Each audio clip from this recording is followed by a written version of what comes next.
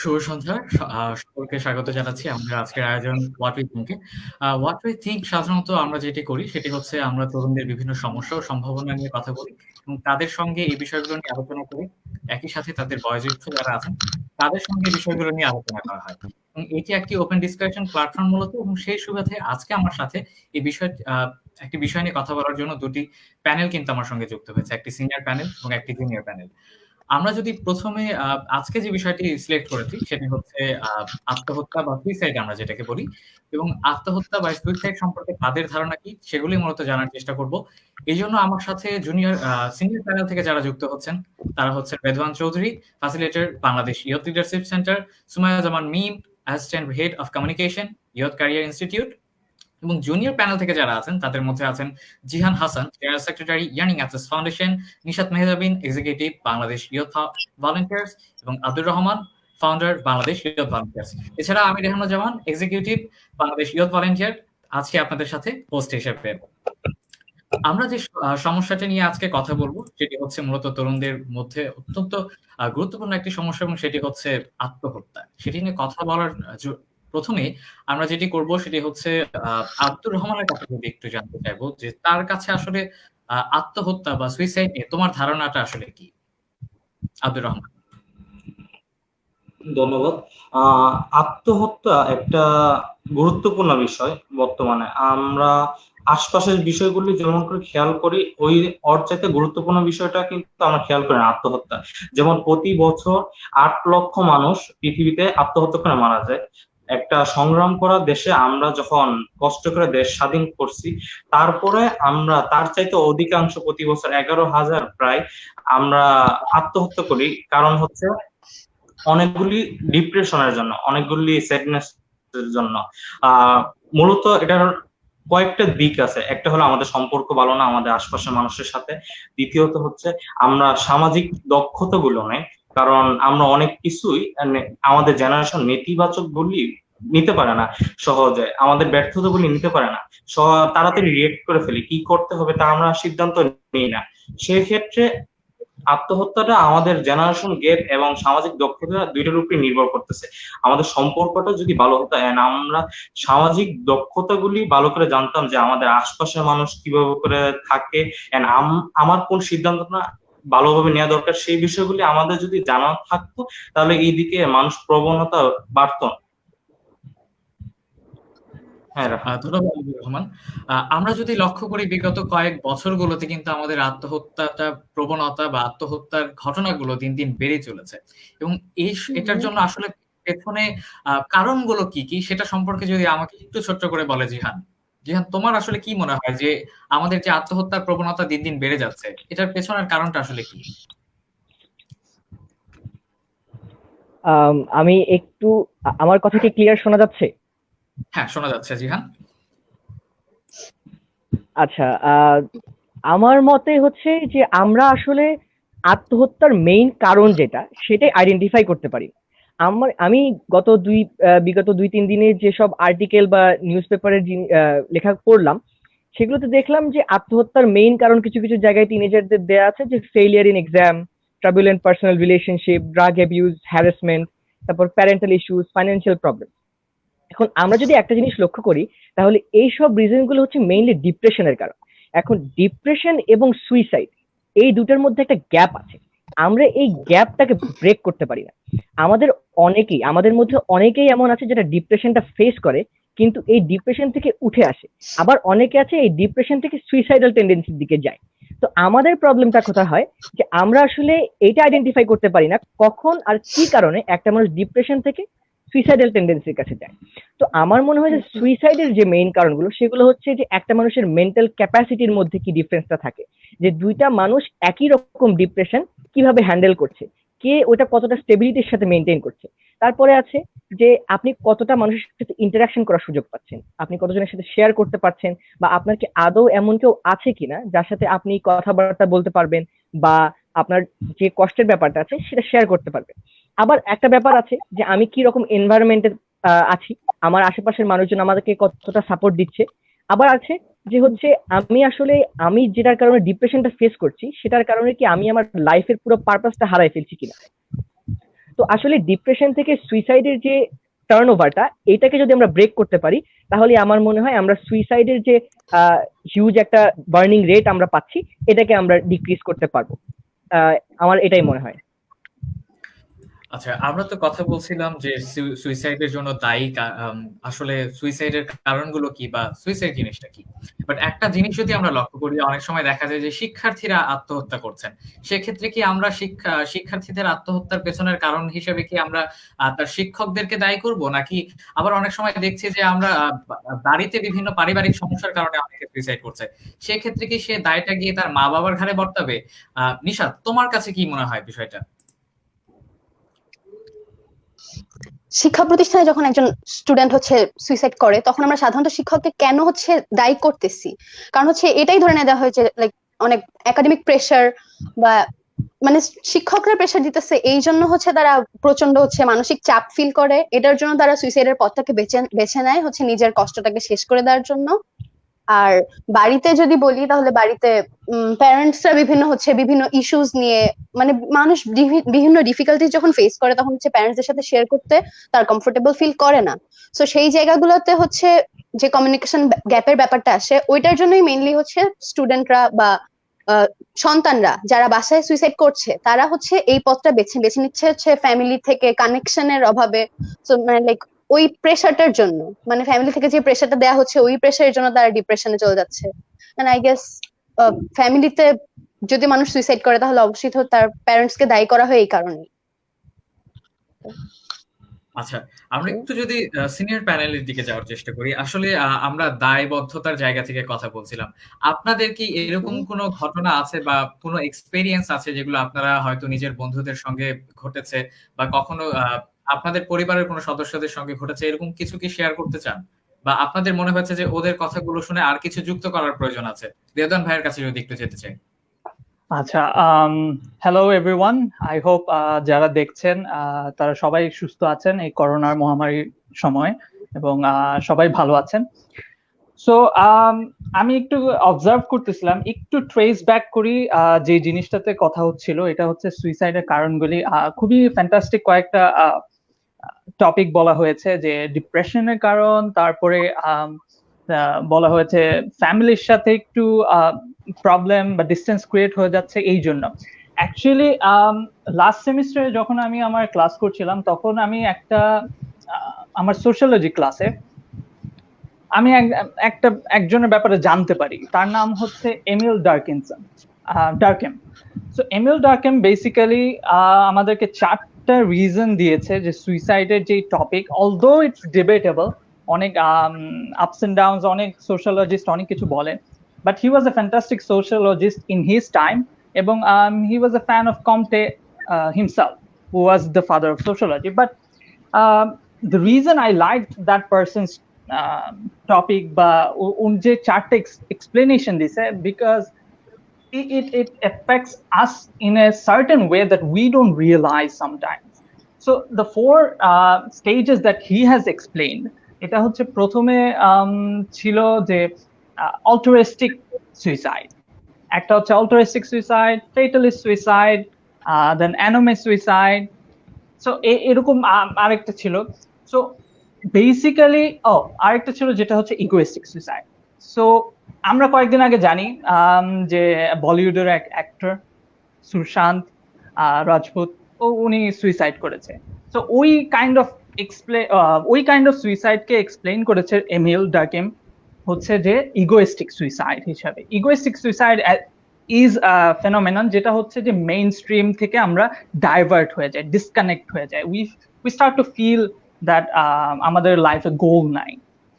So বাংলাদেশের পার্সপেক্টিভে যেই দুইটা এমিল এক্সপ্লেন করেছে, যে যেই দুইটা টপিক যেটা বাংলাদেশের ক্ষেত্রে হয় বেশি সুইসাইড হয়, এটা হচ্ছে অল্টারিস্টিক সুইসাইড এবং fatalist suicide. So altruistic suicide is basically যেটা নিশাত বলছিল, যে এই যে ফ্যামিলির প্রেসারে, বাবা মা প্রেসার দিচ্ছে, এক্সামে ফেল করার কারণে হচ্ছে। তো এত রিজনগুলি, এগুলিকে বলা হয় অল্টারিস্টিক সুইসাইড, যেটা হচ্ছে ডিউ টু বন্ডের মিসম্যানেজমেন্টের জন্য বা বন্ডের প্রেসারে।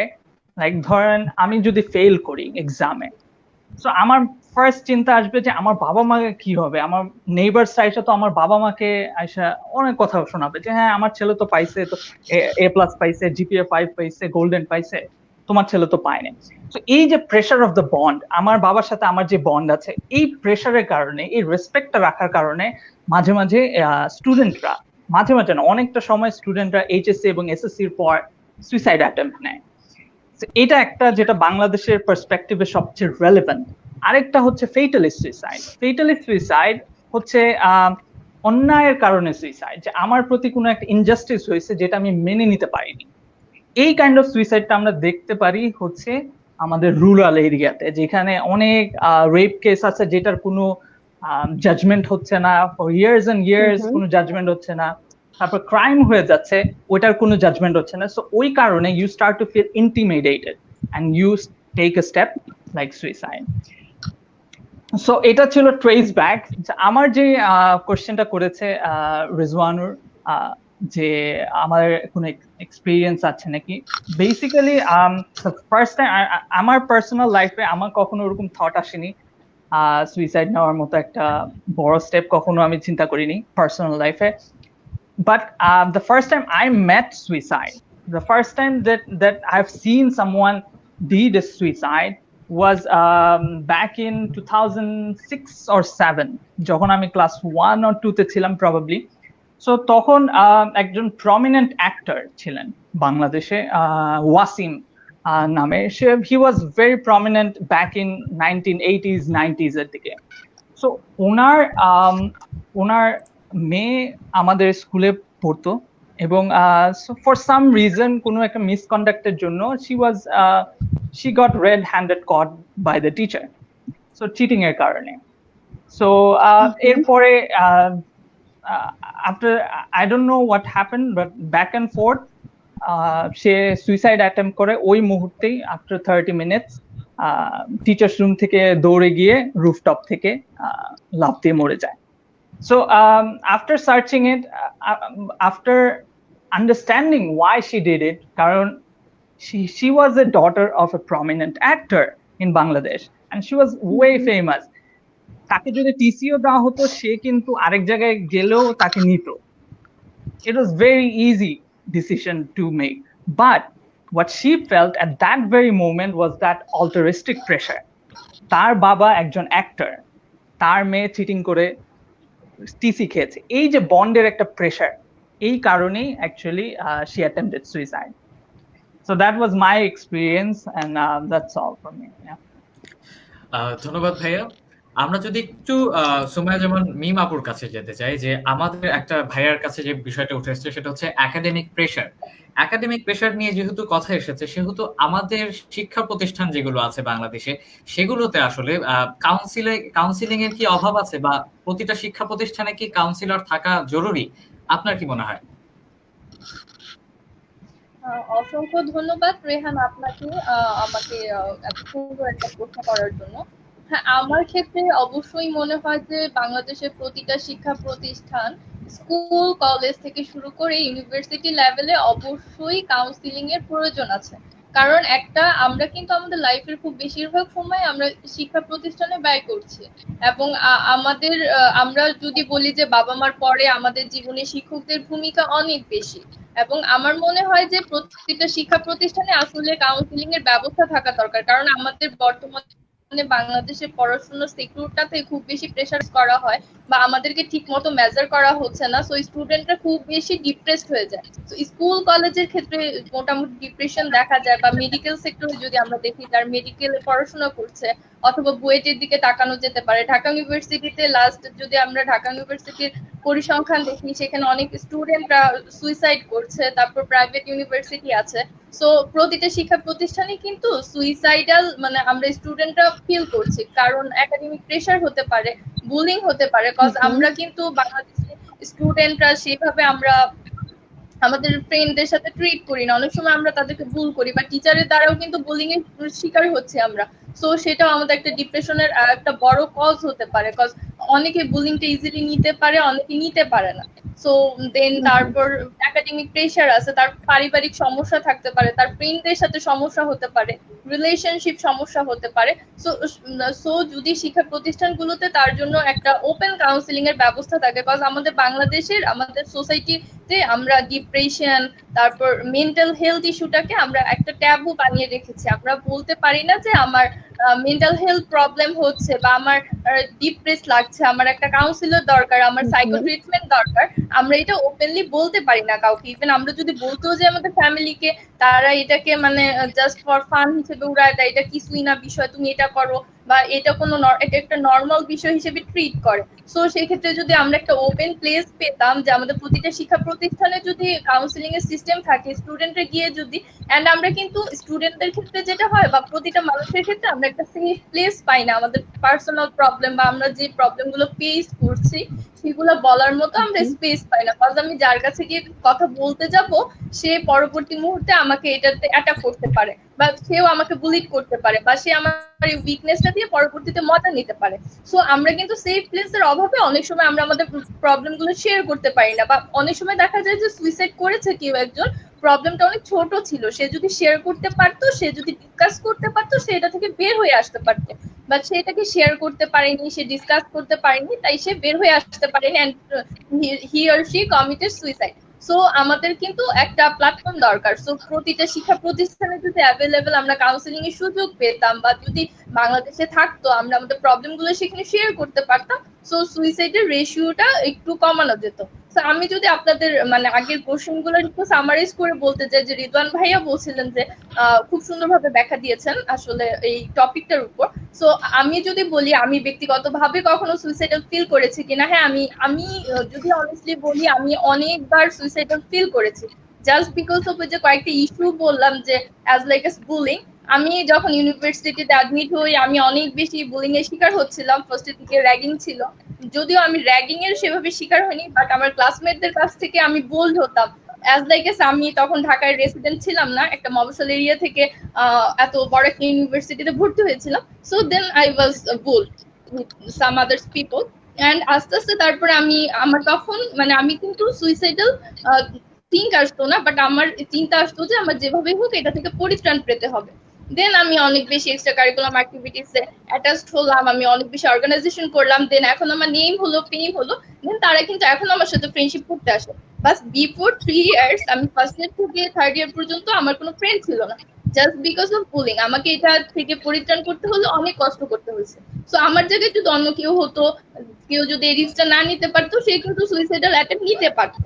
তো এটা কিন্তু অনেক বড় একটা ইস্যু, বা ফ্রেন্ডদের সাথে প্রবলেম হওয়া, দেন আদার্স প্রবলেম। সো আমার মনে হয় এই বিষয়গুলো নিয়ে আসলে কাজ করা উচিত। ধন্যবাদ। আচ্ছা, সবার কথা যদি একটু সামারি করি, তাহলে যেটা হচ্ছে যে মানুষ আসলে নিজেকে মেরে ফেলতে চায় না। বিষয়টা হচ্ছে মানুষ নিজের কষ্টকে মেরে ফেলতে গিয়ে নিজে মারা যায়। বিষয়টা অনেকটা এরকম।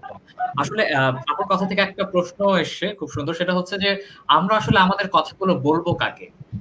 এটা যদি জানতে চাই, যে আমাদের জুনিয়র প্যানেলের কাছে যদি যাই, নিশাত, তুমি আসলে তোমার কথাগুলো কার সাথে শেয়ার করো, বা তোমার কি মনে হয় কার সাথে শেয়ার করা প্রয়োজন? আচ্ছা, আমার লাইফে যখনই হচ্ছে আমি কোনো ডিফিকাল্টিস ফেস করি, বা আমার পার্সোনাল লাইফে কোনো ইস্যুস, ছোট হোক বড় হোক, মানে যে কোনো ইস্যুস যখন আমি ফেস করি, আমি সেটা চেষ্টা করি হচ্ছে আমার বেস্ট ফ্রেন্ডস, আমার ক্লোজ ফ্রেন্ডস বা আমার ফ্যামিলির সাথে শেয়ার করার। বড় কোনো ইস্যুস, পার্সোনাল ইস্যুস হচ্ছে আমি ফ্রেন্ডদের সাথে শেয়ার করি, এন্ড ছোটখাটো যে কোনো কিছুই আমি শেয়ার মানে চেষ্টা করি আমার বাবা মা, আমার ভাইয়া, আপু, ভাবি সবার সাথে শেয়ার করে তাদের সাথে কানেক্টেড থাকা, তাদের কাছ থেকে তাদের এক্সপিরিয়েন্স নেওয়া, এন্ড তাদের কাছ থেকে তাদের পরামর্শ নেওয়া। মানে যে কোনো ডিফিকাল্টিস ফেস করলেই আমি এই কাজটা করি। এন্ড মানে সবসময় আম্মুর সাথে যেটা করি, আমি সবকিছু শেয়ার করি আম্মুর সাথে সবসময়। মানে লাভ, ফ্রেন্ডশিপ আর রেসপেক্ট, এই সম্পর্কটা সবসময় আমি বাবা মার সাথে রাখার চেষ্টা করি। এটা হচ্ছে সবসময় আমাদের প্রবলেমের কথা আমরা বাবা মার সাথে বললে যেটা হয়, বাবা মা হচ্ছে জিনিসগুলো বুঝে এন্ড বুঝাইতে পারে অনেক সুন্দর করে। তো একটা টাইম ছিল যখন আমি হচ্ছে বলতাম না বাবা মাকে কিছু, বা আমার পার্সোনাল যখন ইস্যুস ফেস করতাম, তখন হচ্ছে বাবা মাকে বলতাম না বা বলতে সংকোচ বোধ করতাম। সো তখন যেটা হইতো, আমার মাথায় থট আসতো যে লাইক আমি এটা শেয়ার করতেছি, আমার সাথে এটা হইতেছে, আমার বাবা মাকে বললে বা আমার ফ্যামিলির কাউকে বললে, আমার ফ্রেন্ডদের বললে তারা কি ভাববে, তারা মানে মানুষ আমাকে নিয়ে কি ভাববে বা মানুষ আমাকে নিয়ে কি বলবে, এটা ভেবেই আমি হচ্ছে একটা হেজিটেশনে পড়ে যাইতাম। তখন হচ্ছে আমি কিছুই শেয়ার করতে পারতাম না। আস্তে আস্তে এই জিনিসটা কাটছে আমার, হচ্ছে আমার বাবা মার সাথে আস্তে আস্তে ফ্রি হয়েছি, সবার মানে সবকিছু শেয়ার করা স্টার্ট করছি। তো এখন দেখা যায় যে কোনো ডিফিকাল্টিজ আসলে বা কোনো ইস্যুস আমি ফেস করলে সাথে সাথে আমি চেষ্টা করি আমার বাবা মার সাথে জিনিসটা শেয়ার করার। Thank you. আচ্ছা, ধন্যবাদ। যেহেতু বন্ধুর কথা আসলে বন্ধুর সঙ্গে শেয়ার করব, সেক্ষেত্রে জিহানের কাছে যদি একটু জানতে চাই যে বিষয়টা তো অনেকটা সময় এমনও হয় যে আমি আমার এক বন্ধুর সঙ্গে কোনো একটা বিষয় শেয়ার করলাম, সে হয়তো আমাকে এখানে সমবেদনা দিচ্ছে কিন্তু আরেকজনের কাছে সেটা নিয়ে ঠিকই মজা নিচ্ছে। তো এই জিনিসগুলো আসলে হ্যান্ডেল করো কিভাবে বা কিভাবে হ্যান্ডেল করা যেতে পারে?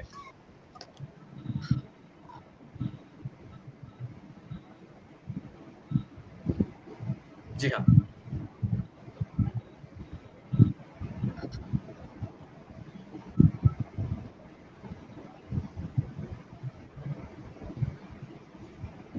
জিহান, আমাকে শুনতে পাচ্ছ?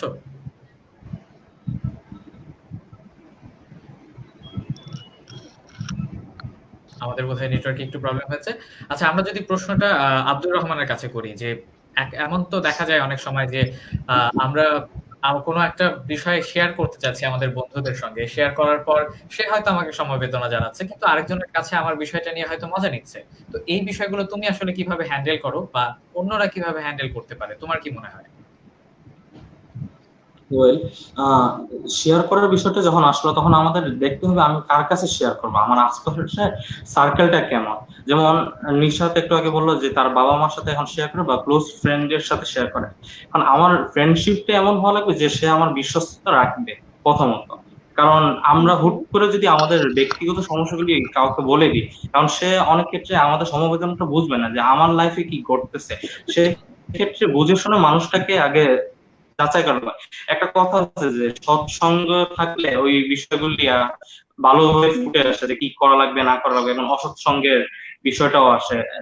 অসৎ সঙ্গের মধ্যে যে আমার নেগেটিভিটি আসবে তা স্পষ্ট বোঝা যায়। সেক্ষেত্রে আমি বলতে পারি যে আমার ফ্রেন্ড সার্কেল এমন হবে যে আমি তার বিশ্বস্ততা বিষয়গুলি রাখবো এবং সেও যাতে আমার বিষয়গুলি রাখে। কেননা একটা ফ্রেন্ডশিপ কিন্তু তাড়াতাড়ি হয় না, একটা লং টাইম যাওয়ার পর কিন্তু আমি তাকে বিশ্বাস করে আমার কথাগুলি বলবো।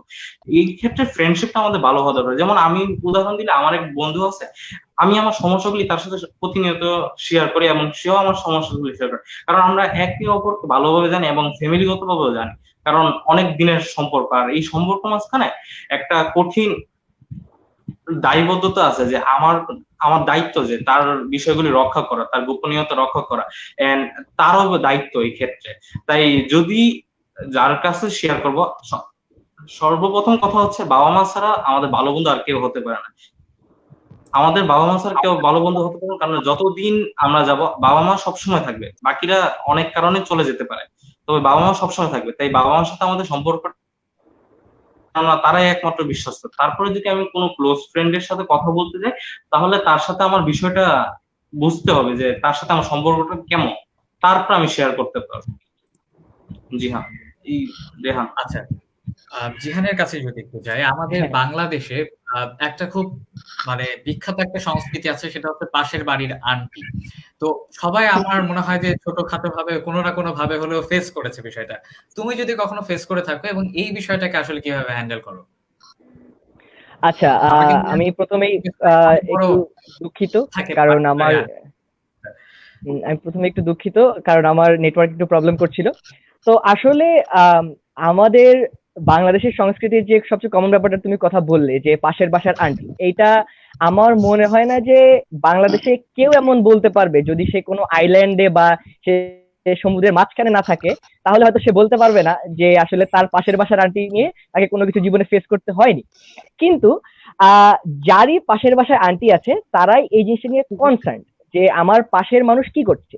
এইটা আসলে বাংলা যদি টার্ম নিয়ে বলি তাহলে এটা হচ্ছে সোশ্যাল প্রেশার, বা হচ্ছে আমাদের সোসাইটির একটা টেন্ডেন্সি যে আমি আমার পাশের বা সোসাইটির বাকি মানুষের চেয়ে ভালো করছি কিনা, এটা নিয়ে আমি আমাকে নিজেকে কন্টেন্ট রাখার চেষ্টা করি। মানে হচ্ছে যে আমরা আমাদের স্যাটিসফ্যাকশনটা মানুষের সাকসেস দিয়ে জাজ করি বা মানুষের চাইতে আমরা কতটা সাকসেসফুল হচ্ছি এটা নিয়ে জাজ করার চেষ্টা করি। তো আমি যখন আসলে এইরকম কোনো সিচুয়েশন ফেস করি, তো আমি আলহামদুলিল্লাহ আমার প্যারেন্টস বা আমার ফ্যামিলির সবাই অনেক সাপোর্টিভ, কারণ তারা আসলে আমাকে এটা কখনো ফেস করতে দেয় নাই। আমার পাশের বাসার আন্টি বা আশেপাশের কেউ যদি কখনো আমাকে নিয়ে কোনো কিছু বলতে আসে, তখন তারাই এই জিনিসটা ফেস করেছে বা তারা এই জিনিসটা আনসার দেওয়ার চেষ্টা করেছে, কারণ তারা অবশ্যই ভেবেছে যে আসলে যে জিনিস নিয়ে আমার সাথে কথা বলতে এসেছে সেই জিনিসটা নিয়ে আমি হয়তো কথা বলার জন্য রেডি নাও থাকতে পারি। এই জায়গায় আসলে ফ্যামিলির সাপোর্টটা অনেক বেশি ইম্পর্টেন্ট, কারণ আমাদের সোসাইটির এই মানুষদের একটা কমন টেন্ডেন্সির মধ্যে তুমি যেটা বললা, এটার কারণে অনেক স্টুডেন্ট আছে বা অনেক মানুষ আছে যারা সবকিছু নিয়ে, যে মানুষ কি বলবে, পাশের বাসার আন্টি কি বলবে, এটা নিয়ে খুব চিন্তিত থাকে। ইভেন মানুষ রাতের বেলা তুমি লক্ষ্য করতে বলতে পারবা যে মানুষ রাতের বেলা জোরে হাসেও না, কারণ পাশের বাসার মানুষ কি বলবে। ঠিক আছে, হয়তো কোনো কিছু নিয়ে মজাও করতে পারে না ঠিকভাবে, যে আসলে পাশের বাসার মানুষ কি বলবে। আমাদের এই টেন্ডেন্সিটার কারণে আমরা একটা খুব বেশি এই যে সার্কেল যেটাকে বলি আমরা বাবেল, আমরা নিজেদের বাবেলের মধ্যে আমাদের নিজেকে কনফাইন করে ফেলি। কিন্তু এইখান থেকে বের হয়ে আসার সবচেয়ে ভালো উপায় হচ্ছে যে নিজেকে নিজে নিয়ে কন্টেন্ট থাকা। আমাকে মানুষ কি বলছে বা মানুষ আমার ব্যাপারে কি চিন্তা করছে এটা আসলে ম্যাটার করে না। তো আমি এটাকে ওয়ান লাইনে যদি বলি তাহলে বলবো যে being content with my own success and making my success my goal, not making someone else's criticism or anything. যদি কেউ ক্রিটিসিজম করেও, that should be taken in as constructive one. যদি আমাকে কেউ ক্রিটিসিজম করে আমি আগে যাচাই করব যে সেটা কি কনস্ট্রাকটিভ ছিল নাকি কনস্ট্রাকটিভ ছিল না। যদি সেটা কনস্ট্রাকটিভ থাকে তাহলে আমি সেটাকে নিজের মধ্যে নিব, আমি সেটাকে নিজের মধ্যে চেঞ্জ করার চেষ্টা করব। যদি সেটা কনস্ট্রাকটিভ না হয় তাহলে আমি অবশ্যই সেটাকে ইগনোর করব। আর ইগনোর করাটাই সবচেয়ে বেস্ট অপশন। আর ইগনোর কেমনে করতে হবে, সবাই বলে যে খুব ইজিলি বলে দিল যে ইগনোর করবে।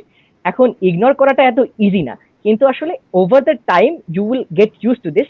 এখানে শুধু তুমি নিজে পারবে না, এখানে তোমার আশেপাশের মানুষজনকে তোমার হেল্প করতে হবে। Your family needs to support you while you are doing this. যদি কোনো প্যারেন্টস বা কেউ যদি দেখতে থাকে তাহলে অবশ্যই পাশের বাসার আন্টি যদি এসে আপনার ছেলেকে বা মেয়েকে কিছু বলে, সেখানে তার আগে আপনি নিজে এই জিনিসটার আনসারটা দিয়ে দেবেন বা আপনি জিনিসটা ফেস করবেন।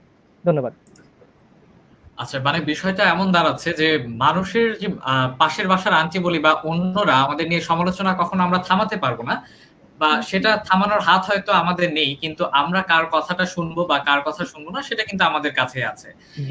আমরা যদি একটু রেদন ভাইয়ের কাছে যাই, রেদন ভাইয়া, একজন মানুষ যখন আত্মহত্যা করে তখন খুব স্বাভাবিক একটা প্রশ্ন আসে তার মাঝে যে বেঁচে থাকার উদ্দেশ্য আসলে কি। আপনি আসলে বেঁচে থাকার উদ্দেশ্য বলতে কি বোঝেন? আচ্ছা, সো বেসিক্যালি একটা মানুষ যখন ওই পর্যায়ে চলে যায় যে আমি ডিসাইড করে ফেলেছি যে আমি সুইসাইড করব, দেয়ার ইজ, আমরা মনে করি যে এটা একটা কারণ হচ্ছে pressure. Actually to be honest, pressure কিন্তু there is pressure in every walks of life. হ্যাঁ, তুমি যদি একজন ভিখারি হও তোমার একটা প্রেশার আছে, তুমি কর্পোরেট ওয়ার্ল্ডে কাজ করছো তোমার একটা প্রেশার আছে, তুমি অ্যাক্টর হও তোমার আলাদা রকমের একটা প্রেশার, তুমি স্টুডেন্ট আছো সেই সময় কিন্তু একটা প্রেশার। সো প্রেশার কিন্তু সব জায়গাতেই আছে। But the reason people goes to that position যে সুইসাইডের মতো একটা বড় অ্যাটেম্প, এরকম ধরো এসএসসি তে যারা যারা পড়ে, এরকম ছোট ছোট বাচ্চারা যারা হচ্ছে রক্ত দেখলেই ভয় পায়, তারা এত বড় একটা সাহস করে যে নিজের জীবনটাই শেষ করে দিবে। Why does that happen? এটার একটা ব্যাখ্যা হচ্ছে there is a problem in our principle. আমাদের প্রিন্সিপালে একটা মেজর প্রবলেম আছে। আমাদের একটা বিষয় নিয়ে আমরা খুবই গভীরভাবে ধরো মগ্ন হয়ে যাই যে আমার ওইটা পেতেই হবে, ওইটা না পেলে একেবারে জীবন বৃথা, জীবন রাখার কোনো মানেই নেই।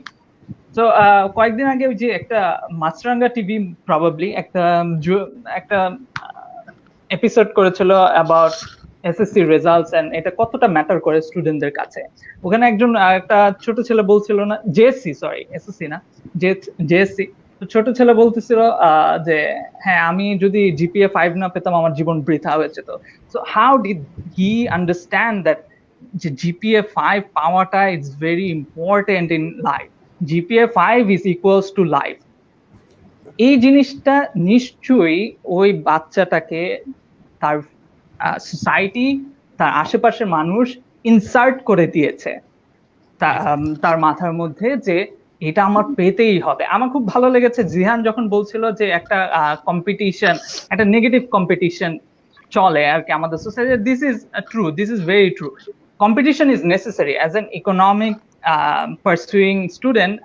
আমার কাছে competition is very necessary, but negative competition যেটা আমরা করি, যে খোটা দেওয়া, যে হ্যাঁ আমার ছেলে পাইছে তোমার ছেলে পায় নাই, আমার ভাই পাইছে তোমার ভাই পায় নাই, এই যে পাশের বাসা থেকে যে প্রেশার, নেগেটিভ একটা কম্পিটিশনের প্রেশার, এটা কিন্তু বাচ্চারা নিতে পারে না এবং প্রিন্সিপালের যে প্রবলেমটা যেটা বলছিলাম, যে প্রিন্সিপালের একটা মানুষ ওই পর্যায়ে যাওয়া কিন্তু চারটাখানি কথা না। একটা মানুষ, একটা স্টুডেন্ট ওই যে পর্যায়ে যাওয়াটা it's a very big step, এবং সে তখন মাইন্ডে ক্লিয়ার থিঙ্ক করে না। এবং আরেকটু আর্লিয়ার যদি আমি একটু যাই, সুমায়াপুর একটা কথা আমার খুবই ভালো লেগেছে, যে এই যে আমাদের যে একটা ট্যাবু আছে, আমরা যে প্রেশার রিলিজ করতে পারি না, আমাদের একটা প্রেশার যাচ্ছে, ধরো মেন্টাল প্রেশার যাচ্ছে, এটা যে আমরা কোথাও রিলিজ করতে পারি না। অনেকে কয়েকজন ভালো ভালো ইয়া বলেছে, বাবা মা, ফ্রেন্ডস, বাট সবসময় কি সবাইকে সব কথা বলা যায়? টু বি অনেস্ট না কিন্তু, এবং সবাইকে বললেও ওই এক্সপেক্টেড স্যাটিসফ্যাকশনটা কিন্তু পাওয়া যায় না। সো এই প্রেশার রিলিজের ফর্মুলা বাংলাদেশে ইটস ভেরি টাফ। ধরেন আমার একটা বাইরের দেশের সাথে উদাহরণ দিই।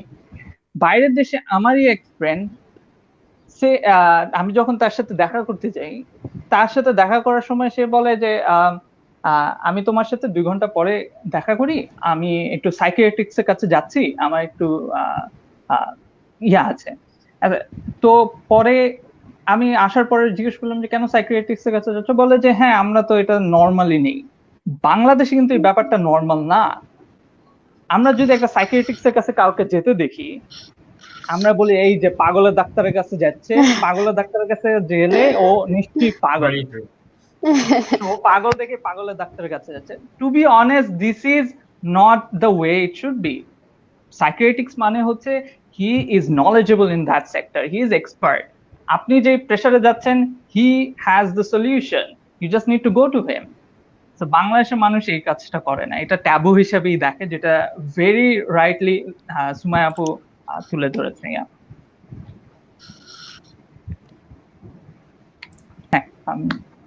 আচ্ছা, সুইসাইড করার একটা অন্যতম কারণ হচ্ছে, যদি ধরে নিই তাহলে হচ্ছে সেটা হচ্ছে ডিপ্রেশন। মানুষ আসলে বিভিন্ন কারণেই কিন্তু ডিপ্রেসড হয়ে যায়।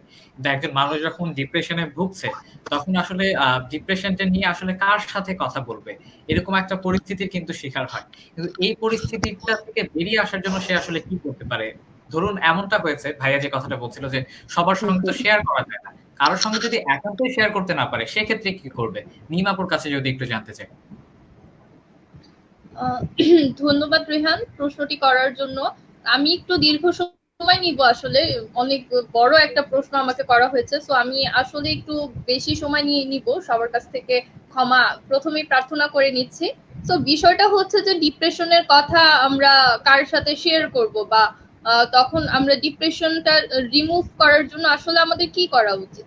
সো প্রথমত আমি যেটা বলবো যে আমরা আসলে ডিপ্রেসড কেন হচ্ছে। ডিপ্রেসড হচ্ছে আমাদের সাথে এমন হয়তোবা কিছু ঘটতেছে যেটা আমরা মানে নিতে পারতেছি না, অথবা যেটা আনসার্টেন কিছু একটা আমাদের সাথে হচ্ছে, তখন হলো আমরা ডিপ্রেসড হয়ে যাচ্ছি।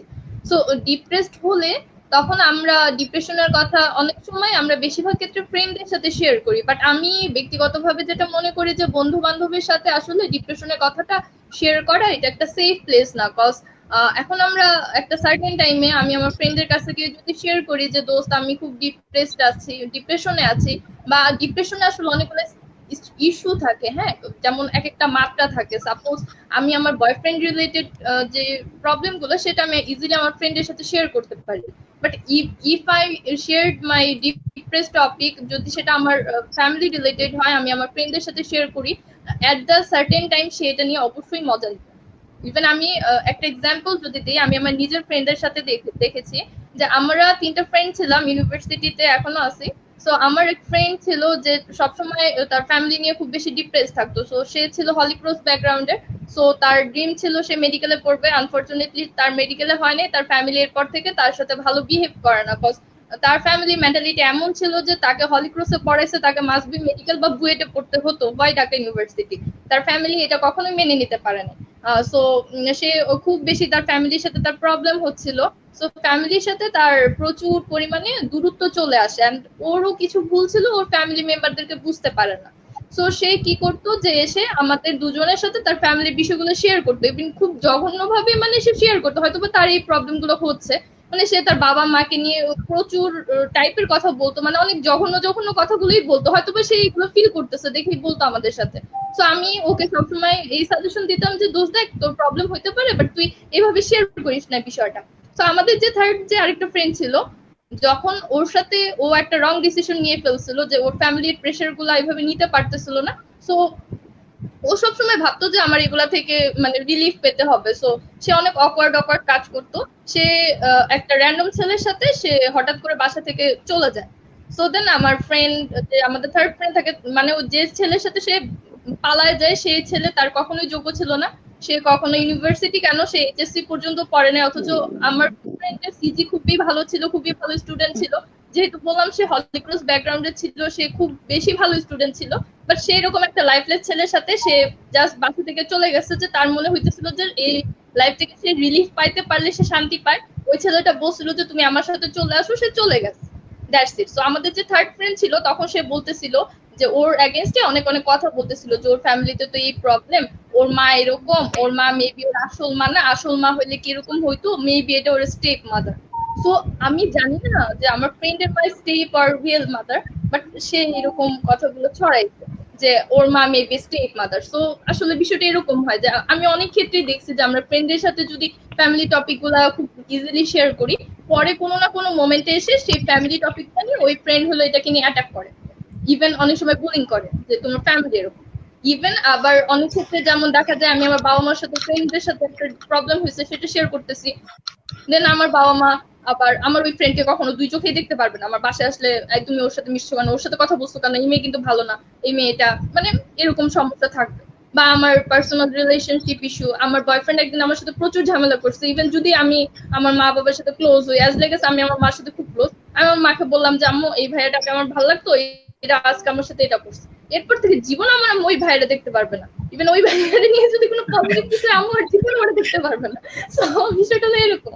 হ্যাঁ, সো সো সেক্ষেত্রে আসলে আমার শেয়ার করার জন্য আসলে আমাদের আগে আমার প্রবলেমটাকে ফিল করতে হবে যে আমার আসলে কি নিয়ে প্রবলেম হচ্ছে, বা আমি এটা কোথায় শেয়ার করতে পারবো। আবার অনেক ক্ষেত্রে দেখা যায় যে পিপল আর জাজিং আস অলওয়েজ, যে তোমার এই প্রবলেম তো কিছুই না, এর চেয়ে বড় বড় প্রবলেম আছে মানুষের সাথে, বা পিপল তোমাকে ফিল করতে চাবে না। সো তোমার আসলে তোমার প্রবলেমটাকে ফিল করতে হবে যে আমার কতটুকু প্রবলেম হচ্ছে, এটা আমি কোথায় বলতে পারবো, কোথায় বলতে গেলে আমি সেফ প্লেস একটা পাবো।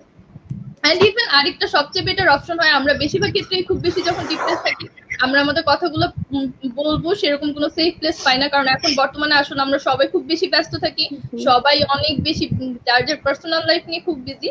সো সেক্ষেত্রে আমি নিজে ব্যক্তিগতভাবে যেটা করি যে কয়েকটা ওয়ে করা যায় ডিপ্রেশন দূর করার জন্য।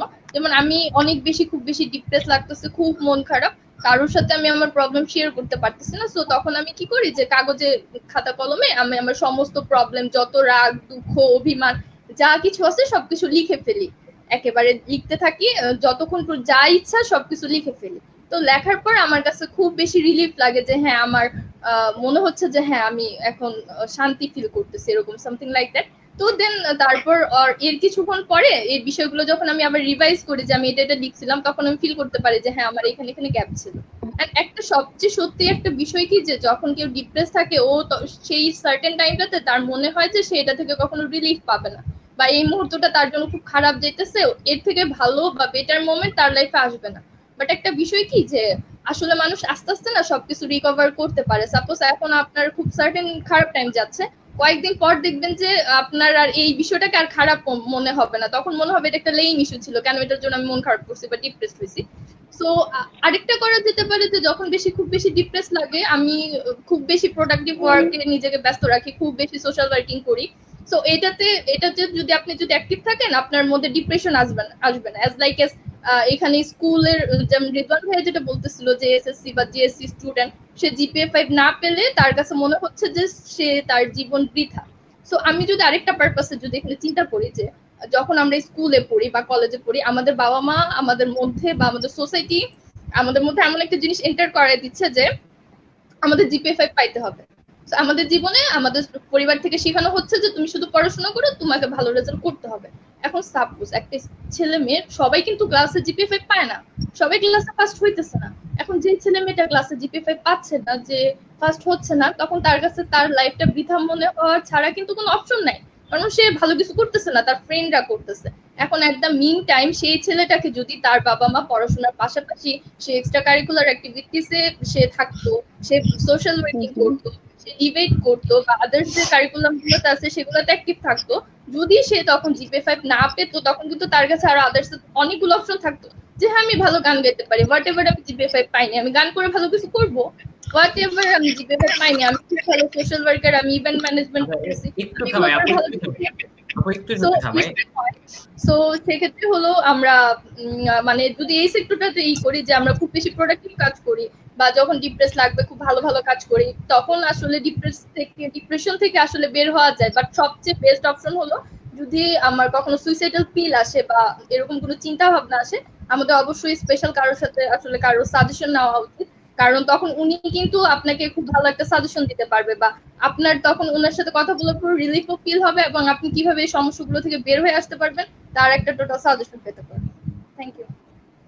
আচ্ছা, আপুর কথা একটা বিষয় উঠে এসেছে, সেটা হচ্ছে যে নিজেকে ব্যস্ত রাখা বিভিন্ন এক্সট্রা কারিকুলার অ্যাক্টিভিটিস এর মধ্যে দিয়ে।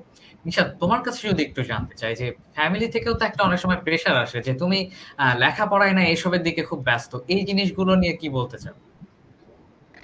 এটা অ্যাকচুয়ালি আমার কখনো ফেস করতে হয়নি, কারণ হচ্ছে ছোটবেলা থেকে আমার মা নিজেই হচ্ছে আমাকে সবসময় এগুলোতে হচ্ছে, আমি ছোটবেলা থেকে গান শিখি, তো আমার মা মা সবসময় আমাকে হচ্ছে গান শেখানো, এগুলো তো সবসময় মা আমাকে ইন্সপায়ার করতো। তো আমাকে কখনো হচ্ছে ফ্যামিলি থেকে এই ধরনের প্রেশার আসে নাই যে লাইক এইসব বাদ দিয়ে, পড়ালেখা বাদ দিয়ে শুধুমাত্র এগুলো নিয়ে কেন আসছো। আমি সবসময় ব্যালেন্স করে থাকার চেষ্টা করছি, মানে এক্সট্রা কারিকুলার অ্যাক্টিভিটিস এর যা আছে সব হচ্ছে ব্যালেন্স রাখছি, পাশাপাশি পড়াশোনাটা হচ্ছে মেনটেন করেছি। এই জন্য হচ্ছে আমার এগুলো ফেস করতে হয়নি আসলে, আমার ফ্যামিলির ক্ষেত্রে সবসময় সাপোর্টিভ ছিল। আচ্ছা, আমরা বর্তমানে একটা করোনা ভাইরাসের জন্য একটা খুব সংকটপূর্ণ সময়ের মধ্যে দিয়ে যাচ্ছি। একটা সময় হয়তো ছিল যখন আমরা মাঠে ছুটে বেরিয়েছি কিংবা স্কুলে আমার বন্ধুদের সঙ্গে কথা বলতে পেরেছি, আমাদের মনের ভাবগুলো প্রকাশ করতে পেরেছি। কিন্তু এই লকডাউনের মধ্যে বাসায় একদম ঘরবন্দি। এই সময়টাতে আসলে কি মানে মানুষের মাঝে আত্মহত্যার প্রবণতাটা বেড়ে যাচ্ছে না? জিহান, তুমি কি মনে করো এই বিষয়টা নিয়ে? ধন্যবাদ রেহানুজ। আমার মনে হয় যে আসলে মানুষের যে সাধারণ প্রবৃত্তি, সাধারণ চিন্তা ভাবনা, আমরা কিন্তু সবসময় নিজেকে নিয়ে চিন্তা করার সময় পাই না। আমরা যখন নিজেকে নিয়ে চিন্তা করার সময় পাই, তখনই আমরা আমাদের ডিপেস্ট ফিয়ার, আমাদের ডার্কেস্ট সিক্রেট, আমাদের সবচেয়ে বেশি ভয় যেগুলো নিয়ে বা আমরা সবচেয়ে চিন্তা করি যে বিষয়গুলো নিয়ে, এগুলো নিয়ে চিন্তা করার সময় পাই। এখন আমরা কোয়ারেন্টাইনের আগে যেভাবে জীবন পার করতাম আর কোয়ারেন্টাইনের পরে যেভাবে জীবন পার করছি, এর মধ্যে বিশাল একটা গ্যাপ আছে, বিশাল একটা ডিফারেন্স আছে। এখন কোয়ারেন্টাইনের আগে, একটু আগে আমরা বললাম যে কিপিং মাইসেলফ বিজি, আমার নিজেকে ব্যস্ত রাখা, কর্মব্যস্ত রাখার ব্যাপারটা। এখন আমি যখন কোয়ারেন্টাইনের আগে জীবন পার করতাম, তখন আমি সারাদিন স্কুলে থাকতাম, তারপর খেলাধুলা ফ্রেন্ডদের সাথে, তারপর বিভিন্ন কোচিং বা উইকেন্ডে বাইরে ঘোরাফেরা, ফ্যামিলির সাথে বাইরে ঘুরতে যাওয়া, অনেক রিক্রিয়েশনাল অ্যাক্টিভিটিসের আমরা সুযোগ পেতাম। বা আমাদের নিজেকে নিয়ে চিন্তা করা বা আমাদের সবচেয়ে যেসব জিনিস নিয়ে চিন্তা করলে আমাদের ভয় লাগতে পারে বা নিজের মধ্যে ডিপ্রেশন আসতে পারে, সেসব জিনিস নিয়ে চিন্তা করার আমরা সময় পেতাম না। কিন্তু এখন কোয়ারেন্টাইন আসার পরে জিনিসটা কিভাবে পরিবর্তন হয়েছে লক্ষ্য করো, যে আমরা সারাটা দিন বাসায় আছি, আমাদের নিজেদের ফ্যামিলি মেম্বারদের সাথে আছি, যেটা খুবই আনইউজুয়াল, যেটা আমরা কখনো করি না। আমরা 100-200 বছরে আমাদের অ্যানসেস্টার্সরাও করার সুযোগ পাইনি। এটা totally new to all of us.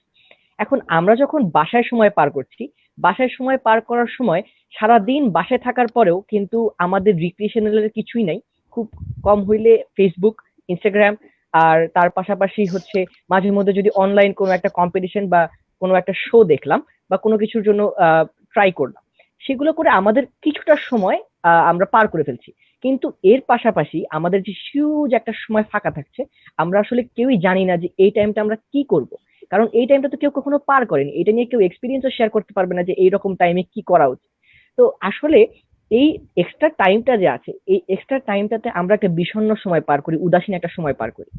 এর পাশাপাশি একটা বিশাল ভয় যে কোয়ারেন্টাইনটা কবে শেষ হবে, এই লকডাউনটা কবে শেষ হবে, বা এর মাঝখানে আমি কি মারা যেতে পারি কিনা। এই সবগুলো মিলে আমাদের মধ্যে একটা অন্যরকম মানসিকতা সৃষ্টি হয়। আর সবাই দেখবেন যে মানুষের সাথে কথা বলা কমিয়ে দিয়েছে, আহ মানুষের সাথে ইন্টারাকশন কমিয়ে দিয়েছে। আমরা আমাদের দর্শকের মধ্যে অনেকে থাকলে লক্ষ্য করতে পারবে যে তারা কোয়ারেন্টাইনের আগে যে পরিমাণ মানুষের সাথে ইন্টারাক্ট করতো আর কোয়ারেন্টাইনের পরে যতটা ইন্টারাক্ট করার সুযোগ পাচ্ছে, তার মধ্যে হিউজ একটা ডিফারেন্স আছে। তো আসলে আমরা আমাদের সাধারণ প্রবৃত্তিকে পার করে আমাদের নিজেদের প্রফুল্ল মনটাকে রাখার জন্য যেসব জিনিস করা দরকার ছিল, সেসব জিনিস আমরা করতে পারছি না। তো স্বভাবতই ওখান থেকে ডিপ্রেশনের একটা ব্যাপার আসতেছে। ডিপ্রেশন থেকে আমরা সুইসাইডাল টেন্ডেন্সির দিকে আগাচ্ছি। তো মানুষ এই কারণে আগাচ্ছে না যে আসলে ডিপ্রেশনটা ধীরে ধীরে যখন বাড়ছে, সুইসাইডাল টেন্ডেন্সির ব্যাপারটা তখন ধীরে ধীরে বাড়ার সম্ভাবনা আরো বাড়ছে। তো আসলে আমার মনে হয় যে অবশ্যই এই লকডাউনের মানুষের ডিপ্রেশন এবং সুইসাইডাল টেন্ডেন্সির উপর অনেক বড় একটা ইফেক্ট ফেলে। আচ্ছা, ধন্যবাদ। আমি যদি একটু রেদওয়ান ভাইয়ের কাছে যাই, রেদওয়ান ভাইয়াকে যদি একটু উল্টো করে প্রশ্নটা করি যে আমি আসলে কেন সুইসাইড করব না, তাহলে আপনি কি বলবেন? আমি এই কোশ্চেনের অ্যান্সারটা একটু পরে দিচ্ছি, আজান হচ্ছে তো। আচ্ছা আচ্ছা, আমরা একটা বিরতি নিতে পারি বোধহয়।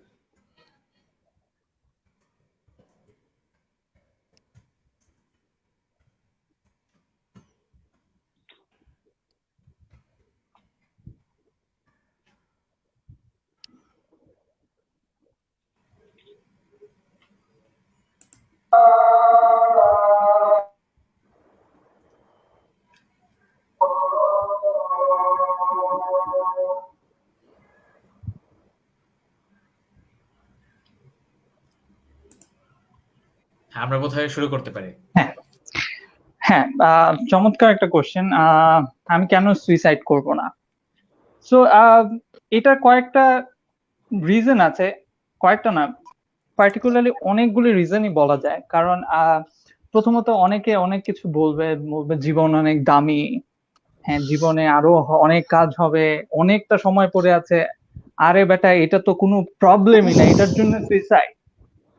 জন্য সুইসাইড। তো এরকম অনেক কথা শুনতে পারা যায়। বাট আমরা যেটা করি এটা হচ্ছে একটা ভুল করি বারে বার, যে আমরা যখন দেখি কাউকে সুইসাইডাল, তাকে জাজ করি আমাদের স্ট্যান্ডার্ডে, যে আমার লাইফটা কিরকম, তার সাথে তাকে জাজ করি যে তারটা কি উপরে না নিচে, নাকি আরো কম না আরো বেশি। তো এই জিনিসটা একটা সবচেয়ে বড় ভুল। নাও coming back to the question যে কেন সুইসাইড করব না, সো এটার ক্ষেত্রে আমি একটা ছোট্ট একটা গল্প বলতে চাই। ছোট গল্পটা এরকম, 1990s এর দিকে, 1950s এর দিকে একটা চমৎকার রেভলিউশন শুরু হয় মিউজিক ইন্ডাস্ট্রিতে। নতুন নতুন মিউজিক ব্যান্ড চলে আসে। সো একজন ব্যক্তি, তার নাম হচ্ছে পিট বেস্ট। হ্যাঁ, সে হচ্ছে ওয়ান অফ দ্য প্রমিনেন্ট ব্যান্ডে কাজ করার একটা সুযোগ পায়, সেটা হচ্ছে দ্য বিটলস। দ্য বিটলস এর one of the first member যারা যে কাজ করার সুযোগ পায়। তো যেটা হয় যে তাকে প্রথম কয়েক বছরের পর তাকে বিটলস থেকে জর্জ হ্যারিসন, তারপরে জন লেনন, তারপরে পল ম্যাকার্টি, রিঙ্গো স্টার, সো না রিঙ্গো স্টার তখনও আসেনি, তো তাকে পিট বেস্টকে বের করে দেয় বাকি তিনজন যারা ছিলেন ব্যান্ডে। পরে তার জায়গায় রিঙ্গো স্টারকে নিয়ে আসে অ্যাজ এ ড্রামার। সো পিট বেস্টের একটু রাগ হয় প্রথমের দিকে যে না আমি তো একটা প্রমিনেন্ট ব্যান্ডে, one of the pioneer of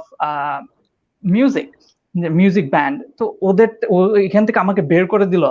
so সে একটু চেষ্টা করে মিউজিকে তার অন্য ব্যান্ডের সাথে, বাট এরপরে সে ডিপ্রেসড হয়ে পড়ে।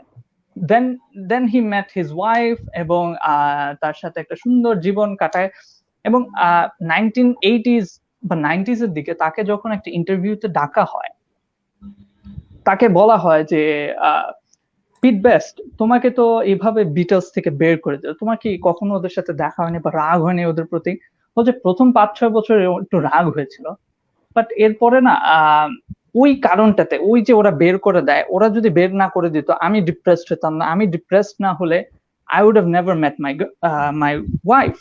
I would have never met my wife, and I wouldn't have a life that would have been amazing so far. So এটা হচ্ছে একটা story, one side of the story.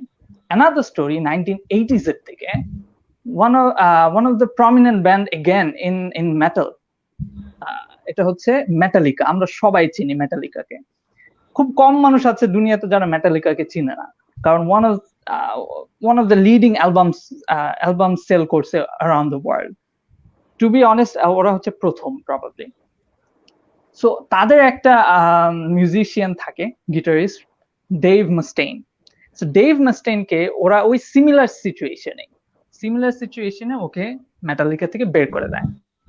So Metallica থেকে বের করে দেওয়ার পরে তার তো ডিপ্রেশনে সে অনেক দিন ভুগে। সো ডিপ্রেশনে ভুগতে ভুগতে সে করে কি, একটা তারও একটা মাথায় চিন্তা আসে যে আমিও একটা ব্যান্ড করব। হ্যাঁ, সো আমাকে যেহেতু বের করে দিচ্ছে আমি ওদেরকে দেখাই দিব ব্যান্ড করে। And fortunately he found Megadeth হচ্ছে মেটাল ওয়ার্ল্ডে সেকেন্ড বেস্ট অ্যালবাম সোল্ড করে। সো তাকেও যখন ওই 20-25 বছর পরে একটা ইন্টারভিউতে ডাকা হয় এবং তাকে বলা হয় যে ডেভ, তুমি তো অ্যারাউন্ড দ্য ওয়ার্ল্ড এত $1 মিলিয়ন সেল করছো, তোমার একটা লেগেসি তৈরি হয়ে গেছে, মেগাডেথের একটা ফ্যান বেস তৈরি হয়ে গেছে, which is like second to Metallica. তো তোমার কি একটু গর্ব ফিল হয় না যে তোমাকে বের করে দিছিল, এরপর তুমি দেখাই দিছো এসে যে আমি সেকেন্ড হইছি মেগাডেথ নিয়ে? সো ডেভের একটা উত্তর, ডেভ বলে যে না, I don't feel proud or satisfied, কারণ আমার টার্গেট ছিল যে আমি ফার্স্ট হব, আমি মেটালিকাকে বিট করব, কারণ ওরা আমাকে বের করে দিছে। সো এই রাগে আমি কিন্তু ফার্স্ট হতে পারিনি, আমি সেকেন্ড হয়েছি। সো এই যে দুইটা এক্সাম্পল দিলাম, পিট বেস্ট এবং ডেভ মাস্টেইন, এদের মধ্যে ডিফারেন্সটা কোথায়? এটার মধ্যে একটা ডিফারেন্স, এটা হচ্ছে প্রিন্সিপালের difference. The difference in principle, Dave মাস্টেইনের কাছে, ওর কাছে এটা খুবই কি বলে, মিউজিকটা তার একেবারে মিউজিক হইতেই হবে, মিউজিকে কিছু একটা হইতেই হবে, না হলে আমার জীবন ইয়া হয়ে যাবে না। So even though he was the second in selling album around the world, still he was not satisfied. উল্টা দিকে পিট বেস্ট, যাকে বিটলস থেকে বের করে দেয়, সে কিন্তু একটা হ্যাপি লাইফ লিড করেছে আফটার দ্য বিটলস। সো তার প্রিন্সিপাল ওখানে ছিল যে আমার হয়তোবা এখানে হচ্ছে না, হয়তোবা আমার জন্য এই লাইনটা না, I need to find my line. So এইটা একটা রিজন হতে পারে যে আমরা আমাদের প্রিন্সিপালটা একটু ঠিক করাটা উচিত। ভ্যালুজ এবং প্রিন্সিপালে আমরা অনেক সময় প্যাচ খেয়ে ফেলাই, আমরা একটু মিস্টেক হয়ে যায়, ওভারল্যাপিং হয়ে যায় ভ্যালুজ এবং প্রিন্সিপালে, বাট আমাদের প্রিন্সিপালটা একটু ঠিক থাকলে it is very easy to sustain. এবং আরেকটা জিনিস যেটা আমি একটু দেখছিলাম while talking was that একটা কমেন্ট আসছিল যে হ্যাঁ, জিপিএ 5 না পেলে তো ইউনিভার্সিটিজ আমাকে নিবে না, আমি তো কলেজে উঠতে পারবো না, ইউনিভার্সিটি নিবে না, আমার কি হবে? হ্যাঁ, this is very much again, this is a myth, একটা কাইমেরি, যে একটা ইলিউশন যে আমাকে ইউনিভার্সিটি নিবে না। This is wrong. হ্যাঁ, সার্টেন কেসে grade is necessary, I am not saying যে গ্রেড নেসেসারি না, grade necessary, but it's not everything. So আমি জাস্ট একটা সিম্পল এক্সাম্পল দিতে চাই, এটা হচ্ছে আমি যখন আইবি এর জন্য পড়ছিলাম, হ্যাঁ, আইবি এর জন্য যখন পড়ছিলাম, আমার যে ইনস্ট্রাক্টর ছিল তার সিজিপিএ ছিল 3.22 এইচএসসি সরি জিপিএ ছিল 3.22 এইচএসসি তে এবং এসএসসি তে 3.4 সামথিং, এবং সে আইবিএ তে কিন্তু চান্স পাইছে। সো কথাটা হচ্ছে ইটস নট যে হোয়াট ইউ হ্যাভ ডান, যেটা আপনি করে ফেলছেন অলরেডি রেজাল্ট চলে আসছে, you can't do anything with that. হয়তোবা তখন আগে ছিলেন না, বাট ফ্রম দ্যাট পজিশন যখন আপনি ফিল করতেছেন যে না I need to up the game, আমার এটা এরকম রেজাল্ট থাকলে হবে না, তখন start to do the hard work. এবং হার্ড ওয়ার্কের বিকল্প নেই, সোজা কথা। হার্ড ওয়ার্ক আপনি করেন, আপনি পড়ালেখা করেন, সাথে সাথে এই যে সুমায়া আপু বলছে যে ইসিএ এক্সট্রা কারিকুলার অ্যাক্টিভিটিস করেন, স্কিল গ্যাদার করেন। এইটা যদি গ্যাদার করেন, there is a high possibility you can end up in top 100 university around the world. আপনি ঢাকা ইউনিভার্সিটিও পড়তে হবে না, ঢাকা ইউনিভার্সিটি, বুয়েট, যেই র্যাঙ্কিং এ বাংলাদেশে হাইয়েস্ট র্যাঙ্কিং ঢাকা ইউনিভার্সিটি 1400 কত জানি, আপনার এটা তো পড়তে হবে না। আপনি you can start in universities, in top 100 ranking university, Ivy League যেটাই বলেন। তারা গ্রেডিং দেখে, তার পাশাপাশি দেখে আপনি কতটা চমৎকার অন্য কিছুতে। তো দুইটাতেই ফোকাস দিলে আপনি হয়তোবা বেটার হবে, এটা হচ্ছে কথা। আমি যদি একটু ভাইয়ার কথাতে একটু অ্যাড করতে পারি, আমি একটু ভাইয়ের কথাতে অ্যাড করতে চাচ্ছিলাম যে আসলে কেন আমরা সুইসাইড করব না। তো আমার মনে হয় যে আসলে আমরা সবাই মিস্টার বিনকে চিনি, like we have all watched episodes of mister Bean, right? Mr. Bean is the biggest example why someone should be happy and how someone should be happy. So Mr. Bean আমাদেরকে over the years আমাদেরকে কিছু lessons দিয়ে গেছে that happiness is a choice. Mr. Beaner first of the lessons is that happiness is a choice. Mr. Beaner কিন্তু অত শত শত friend ছিল না, he didn't have a big house, he didn't have a big car, মানে ওর এমন কোনো দেখতেও ও খুব বেশি হ্যান্ডসাম ছিল না বা ravishing attractive ছিল না, but he was happy. He was the happiest among everyone that was around him. ও সবার থেকে হ্যাপি ছিল। He just had a little doll যেটার সাথে ও কথা বলতো রাতের বেলা। He didn't need someone else to be happy. ও ইভেন এক্সামে গিয়ে যখন সে পুরা একটা ডিফারেন্ট কোয়েশ্চেনে এক্সাম দিয়ে দিছে, সে just he was just sad about it for a while. He was just shocked. তারপরে ও কিন্তু he led on his life because that was not the end. He was just enjoying every moment of life one step at a time. ও every মোমেন্টে ওই exact মোমেন্টটাকে enjoy করছিল। ও কোনো difficulty আসুক, he was right on to it. ও there was a episode যেখানে ও gross মানে একটা শপ থেকে অনেক কিছু কিনছে, কিন্তু ওর গাড়িটা ছোট, ও বাসায় যেতে পারতেছে না। তো he found a way out of it. ও এখানে ওপরে সোফা বসায়, নিচে লাঠি দিয়ে অনেক কিছু বসায়, he went on with it. So he never gave up and he was never backing down. So he is the biggest example why someone should not commit suicide and go on with life, because there is so much more to see and so much more to happen. Like you can have a happy life even though you have not the thing that you want. Happiness is the thing that you need to want, and that is a choice. ধন্যবাদ। মানে বিষয়টা কি অনেকটা এরকম যে একজন হয়তো এ plus পেয়েছে, গোল্ডেন পায়নি, সেজন্য সে হাহাকার করছে, আরেকজন 4 পয়েন্ট পেয়ে হয়তো খুব খুশি। মানে যার যার কাছে হয়তো যার যার হ্যাপিনেস, বিষয়টা অনেকটা এরকম। আমি যদি একটু সময় আপুর কাছে যেতে চাই, যে আপু সুইসাইড করার ক্ষেত্রে কি এনভায়রনমেন্ট কোনোভাবে ইম্প্যাক্ট ফেলে সে ব্যক্তির উপর? আপনি যেহেতু মেন্টাল হেলথ নিয়ে কাজ করছেন, আপনার কি মনে হয়? আচ্ছা, আমি যেটা বলছিলাম সেটা হচ্ছে যে আমাদের চারপাশের এনভায়রনমেন্ট, যেটা আমাদের মা বাবা হোক বা পাড়া প্রতিবেশী, এই সকল বিষয় কি একজন সুইসাইডাল ব্যক্তির উপর কি কোনো রকমের ইম্প্যাক্ট ফেলে? আপনার কি মনে হয়? জি, ধন্যবাদ। অবশ্যই তার আশেপাশের পরিবেশ কিন্তু একজনকে সুইসাইডাল হতে সবচেয়ে বেশি সাহায্য করে, এবং কেউ যদি সুইসাইডাল ফিল করে বা কেউ সুইসাইড করে, তার পরিবেশ, তার আশেপাশের মানুষজন, তারা কিন্তু অবশ্যই দায়ী থাকে সেক্ষেত্রে। কারণ আমি কখন সুইসাইডাল ফিল করবো? আমি depressed or someone trying to feel me down. হ্যাঁ, এখন কে আমাকে ডাউন ফিল করাতে চাচ্ছে? অবশ্যই আশেপাশের যেটা এনভায়রনমেন্ট, সাপোজ আমার ফ্যামিলিগত প্রবলেম হতে পারে, সো আমি যেটা মানে বেশিরভাগ ক্ষেত্রে আমি মেন্টাল হেলথ নিয়ে একটু টুকটাক কাজ করি। সো সামটাইমস যখন আমি মানুষের সাথে কথা বলি, তো বেশিরভাগ ক্ষেত্রে যখন পিপল বলে যে আমি সুইসাইডাল ফিল করতেছি, তার পিছনে সবচেয়ে মেইন যে কারণটা থাকে সেটা হলো কোনো না কোনো ভাবে তার ফ্যামিলি প্রবলেম।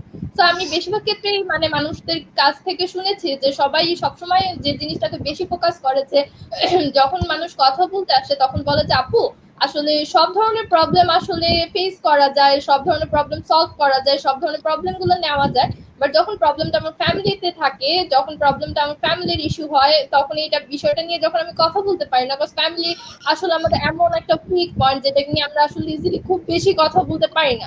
সাপোজ আমার ফ্যামিলিতে যদি প্রবলেম হয়, আমি কার কাছে গিয়ে বলবো?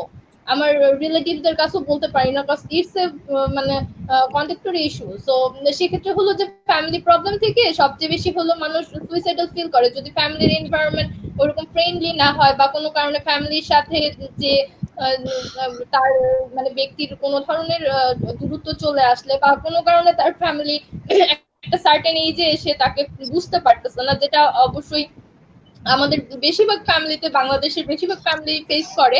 সেটা হলো স্টুডেন্টরা যখন এইচএসসি কমপ্লিট করে ইউনিভার্সিটিতে এন্টার করে, তখন তাদের ফ্যামিলির সাথে তাদের নানা ধরনের বোঝাপড়ার প্রবলেম আসে, যেটা আমি নিজেও ফিল করতাম, ইভেন আমার ফ্রেন্ডদেরও দেখি যে তারাও ফেস করেছে। যেটা হয় যে সাপোজ আমি স্কুল কলেজে থাকতে একটা বাইন্ডিং এ ছিলাম, রেগুলার পড়াশোনা করতাম, সন্ধ্যার আগে বাসায় চলে আসতাম, ইউনিভার্সিটিতে ওঠার পরে আমার বাসায় আসতে আসতে একটু রাত হয়ে যায়, আমার একটু রাত জেগে পড়তে হয়, আমি একটু খোলামেলা হয়ে যাই, একটু ওপেন মাইন্ডেড হয়ে যাই, একটু বেশি মজা করি। তো সব ফ্যামিলি এটা ইজিলি নেয় না, বা অনেক ক্ষেত্রে বেশিরভাগ আমার আম্মুর সাথেও আমার প্রথম প্রথম একটু একটু আম্মু রাগ হইতো যে আমি একটু ক্লাবে জয়েন করি। তো আমার ক্যাম্পাস থেকে বাসা তখন উত্তরা ছিল, আস্তে আস্তে 3 ঘন্টা লেগে যেত।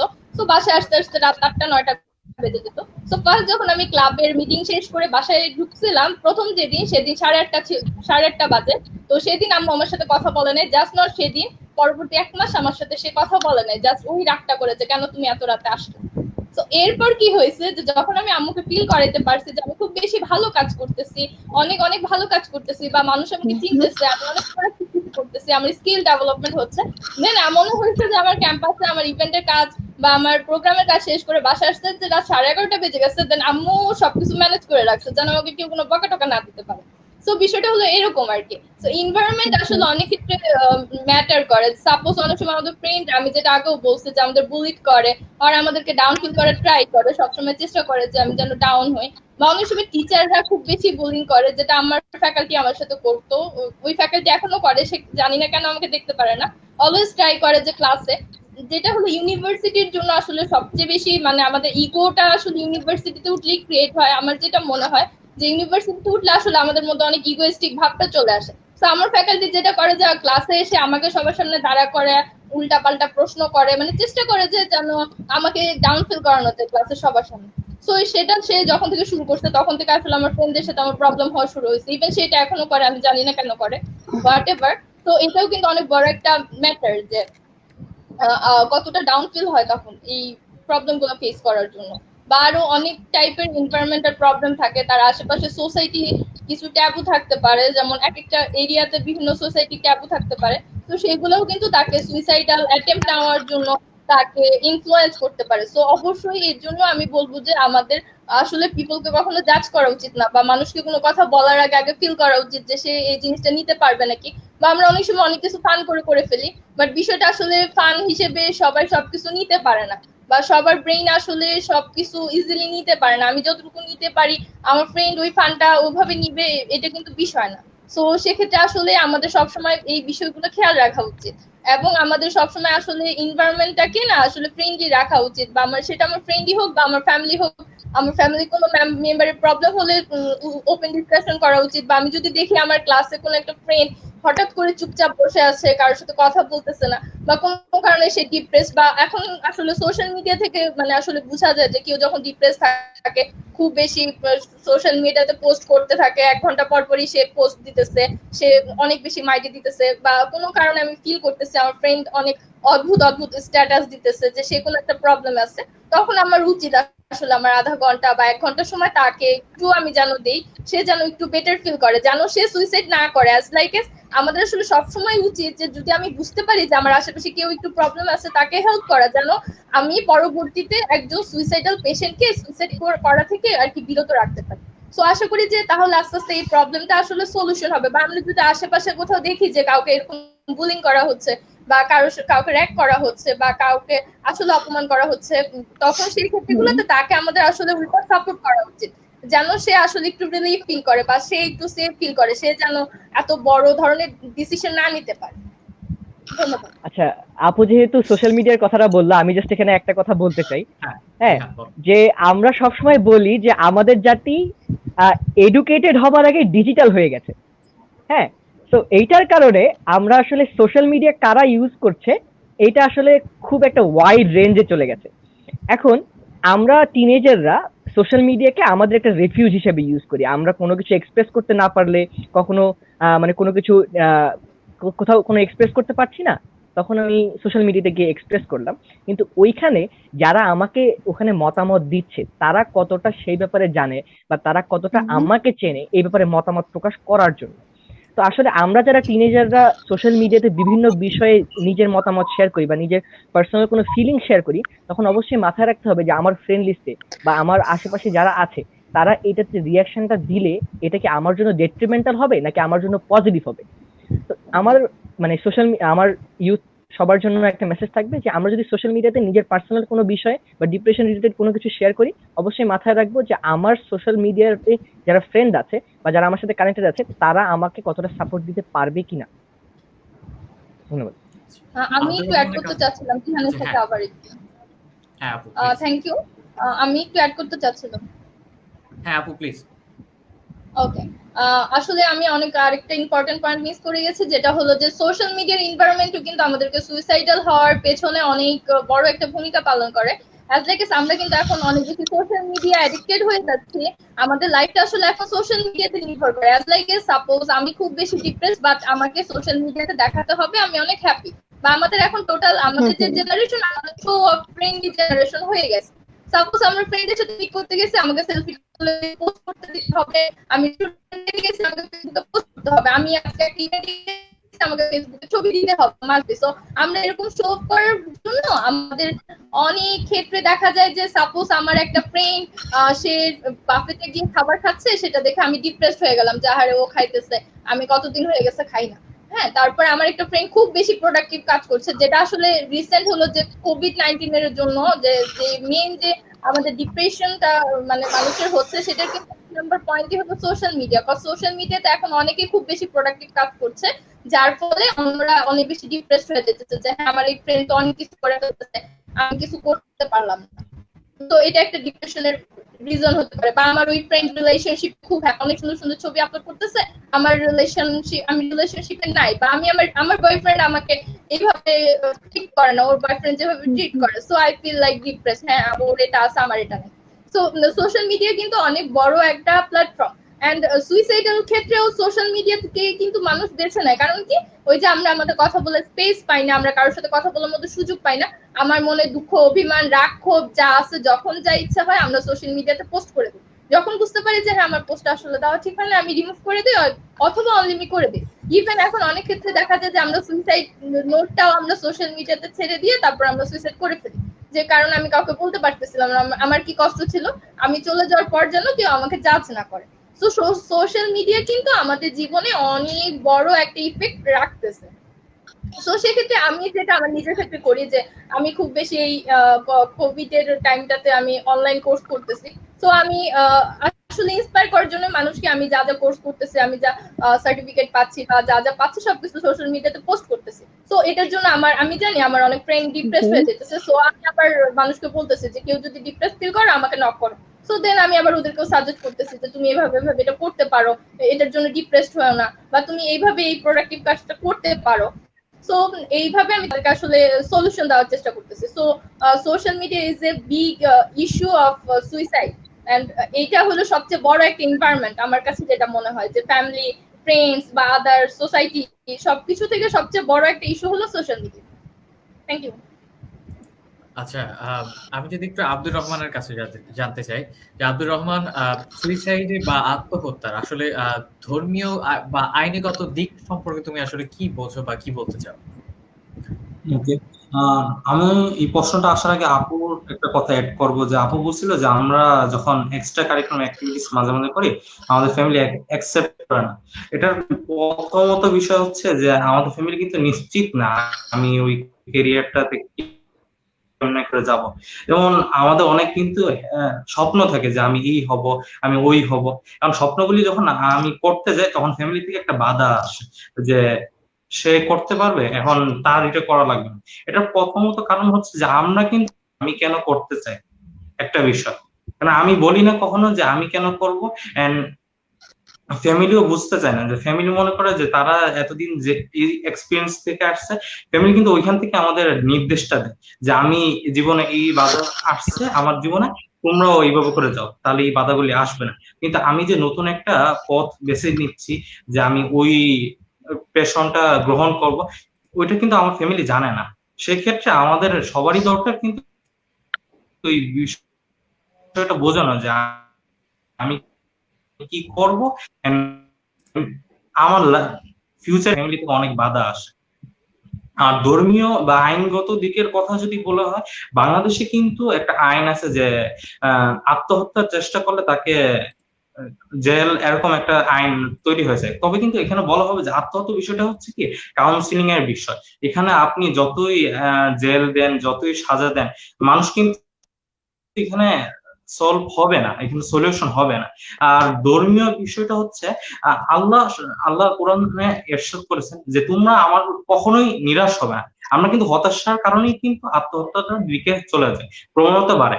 আল্লাহ সবসময় বলছে যতই বাধা বিপত্তি আসুক আমরা যাতে নিরাশ না হয়। তারপরে যদি আমরা দেখতে যাই তাহলে রাসূল সাল্লাল্লাহু আলাইহি ওয়াসাল্লাম সহ অন্যান্য যে নবীরা আছে তাদের এবং তাদের বিপদের কারণে তারা পিঠ পিঠ ঠেকা পড়ে গেছিল, তাও কিন্তু তারা হতাশ হয় না। কারণ আল্লাহর উপরে তাদের যে আমরা কোনো কাজ করবো একটা ভরসা থাকা লাগবে সৃষ্টিকর্তার প্রতি। দ্বিতীয়ত হচ্ছে সূরা নিসার 29 নম্বর আয়াতে আল্লাহ তাআলা বলছে তোমরা তোমাদের সময়টা উত্তম ভাবে ব্যয় তোমাদেরকে শেষ করে দিও না। আরেকটা সূরা বাকারার 195 আয়াতে বলছে তোমরা তোমাদের শেষ করে দিও না কখন, কেন তোমাদের দেওয়া না।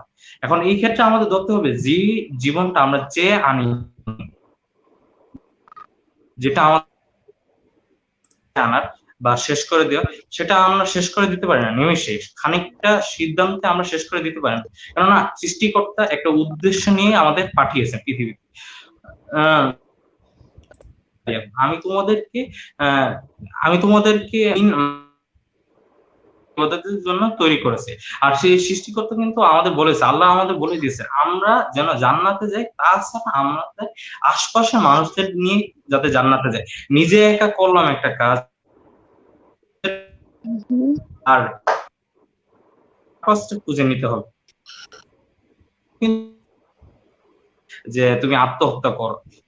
হিন্দু ধর্ম বলেন, খ্রিস্টান ধর্ম বলেন, বৌদ্ধ ধর্ম বলেন, ইসলাম ধর্ম, কোন ধর্ম আমাদের সাপোর্ট করতেছে না যে আত্মহত্যা করা দরকার। ধর্মীয় ভাবে এটাকে ঘৃণা করা হয়। যেমন রাসূল সাল্লাল্লাহু আলাইহি ওয়াসাল্লামের যুগে এক ব্যক্তি আত্মহত্যা করেছে, আল্লাহ সাথে সাথে আয়াত নাযিল করেছেন যে সে যেন ওই জানাজাতে অংশগ্রহণ না করে। এটা একটা বড় শিক্ষা আছে যে সমাজের উচ্চ পর্যায়ে যারা আছে তারা যাতে সে জানাজায় অংশগ্রহণ না করে, তার ফ্যামিলি বা বন্ধু বান্ধব মসজিদে ইমাম মুয়াজ্জিন করে দেয়। কিন্তু এটা ঘৃণার চোখে দেখছে, কেন যে জন্য আমরা আত্মহত্যা প্রবণতা করে না, ফ্যামিলি সাপোর্ট করে না, যেখানে ধর্ম সাপোর্ট করে না, ওইখানে আত্মহত্যাটা করার মানে আসে না আইনি দিক এর কারণে। ধন্যবাদ। আচ্ছা, আমরা বোধহয় একদম আমাদের অনুষ্ঠানের শেষ পর্যায়ে চলে এসেছি। এখন যদি সবার কাছ থেকে ছোট্ট করে যদি জানতে চাই যে আসলে আত্মহত্যার শেষ কোথায় বা সমাধান কে কিভাবে দিতে চায়, প্রথমে যদি জিহানের কাছে যাই, তুমি আসলে কি মনে করো যে আত্মহত্যাটা আসলে কিভাবে আমরা থামাতে পারি বা এর সমাধানটা কি আসলে?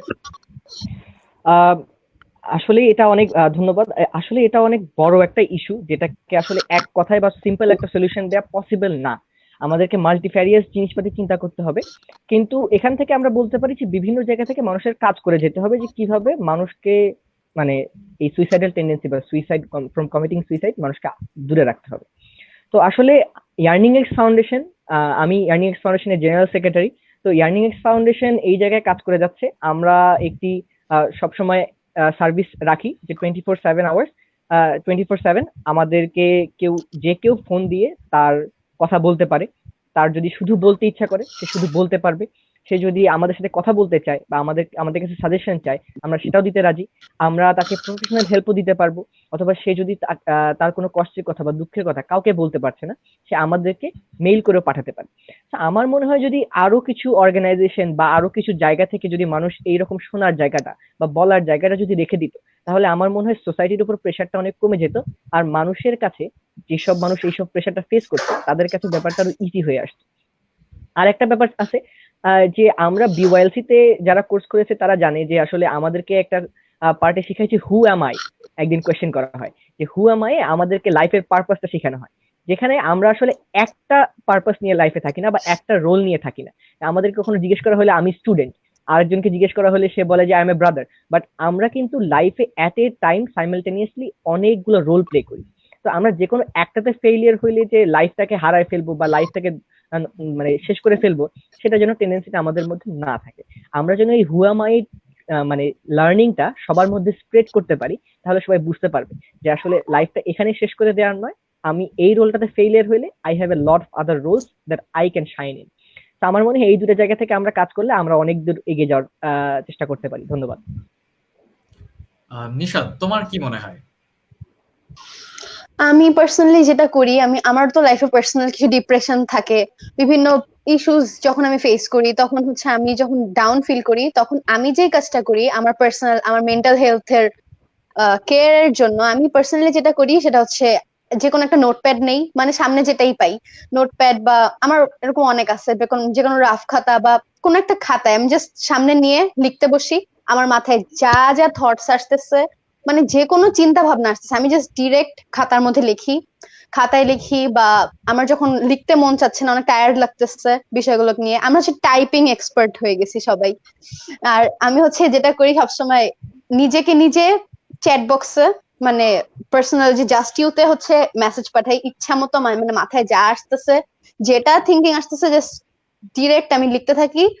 সো কিছুক্ষণ পর দেখা যায়, বা নোটসে আমি লিখি মাঝে মাঝে। সো তখন কি হয়, আমার ফ্রাস্ট্রেশনটা, আমার ডিপ্রেশনটা পুরা হচ্ছে, আমার মাথায় কি কি আসতেছে চিন্তা ভাবনা সব আমার চোখের সামনে থাকে। আমি জাস্ট ক্লিয়ারলি দেখতে পাই যে আমার মাথায় এটা এটা চলতেছে, এন্ড মনে হয় যে আমি পুরো মানে বের করে দিচ্ছি আমার সামনে, যে আমার মাথায় যা চলতেছে, আমার ডিপ্রেশন, আমার ফ্রাস্ট্রেশন, যা যা আসতেছে থটস, সব আমার সামনে, আমার চোখের সামনে ভাসতেছে। সো তখন যেটা হয়, অনেক বেশি হালকা লাগে এন্ড অনেক বেশি স্ট্রেস ফ্রি লাগে নিজেকে। তো আই গেস এভাবে করে হচ্ছে আমি আমার পার্সোনালি আমার মেন্টাল হেলথের কেয়ারটা এভাবে নেই। সো আই গেস এইরকম ধরনের কিছু স্টেপস যদি আমরা এক একজন নেই, তো ডিপ্রেশন থেকে আমরা হচ্ছে বের হয়ে আসতে পারবো, and at least suicidal thoughts থেকে আমরা মুক্তি পাবো আর কি। Thank you. আচ্ছা, আব্দুর রহমান, তোমার আসলে কি মনে হয়? তোমার সমাধানের জায়গাটা আসলে কোথায়? একটু যদি ছোট করে বলো।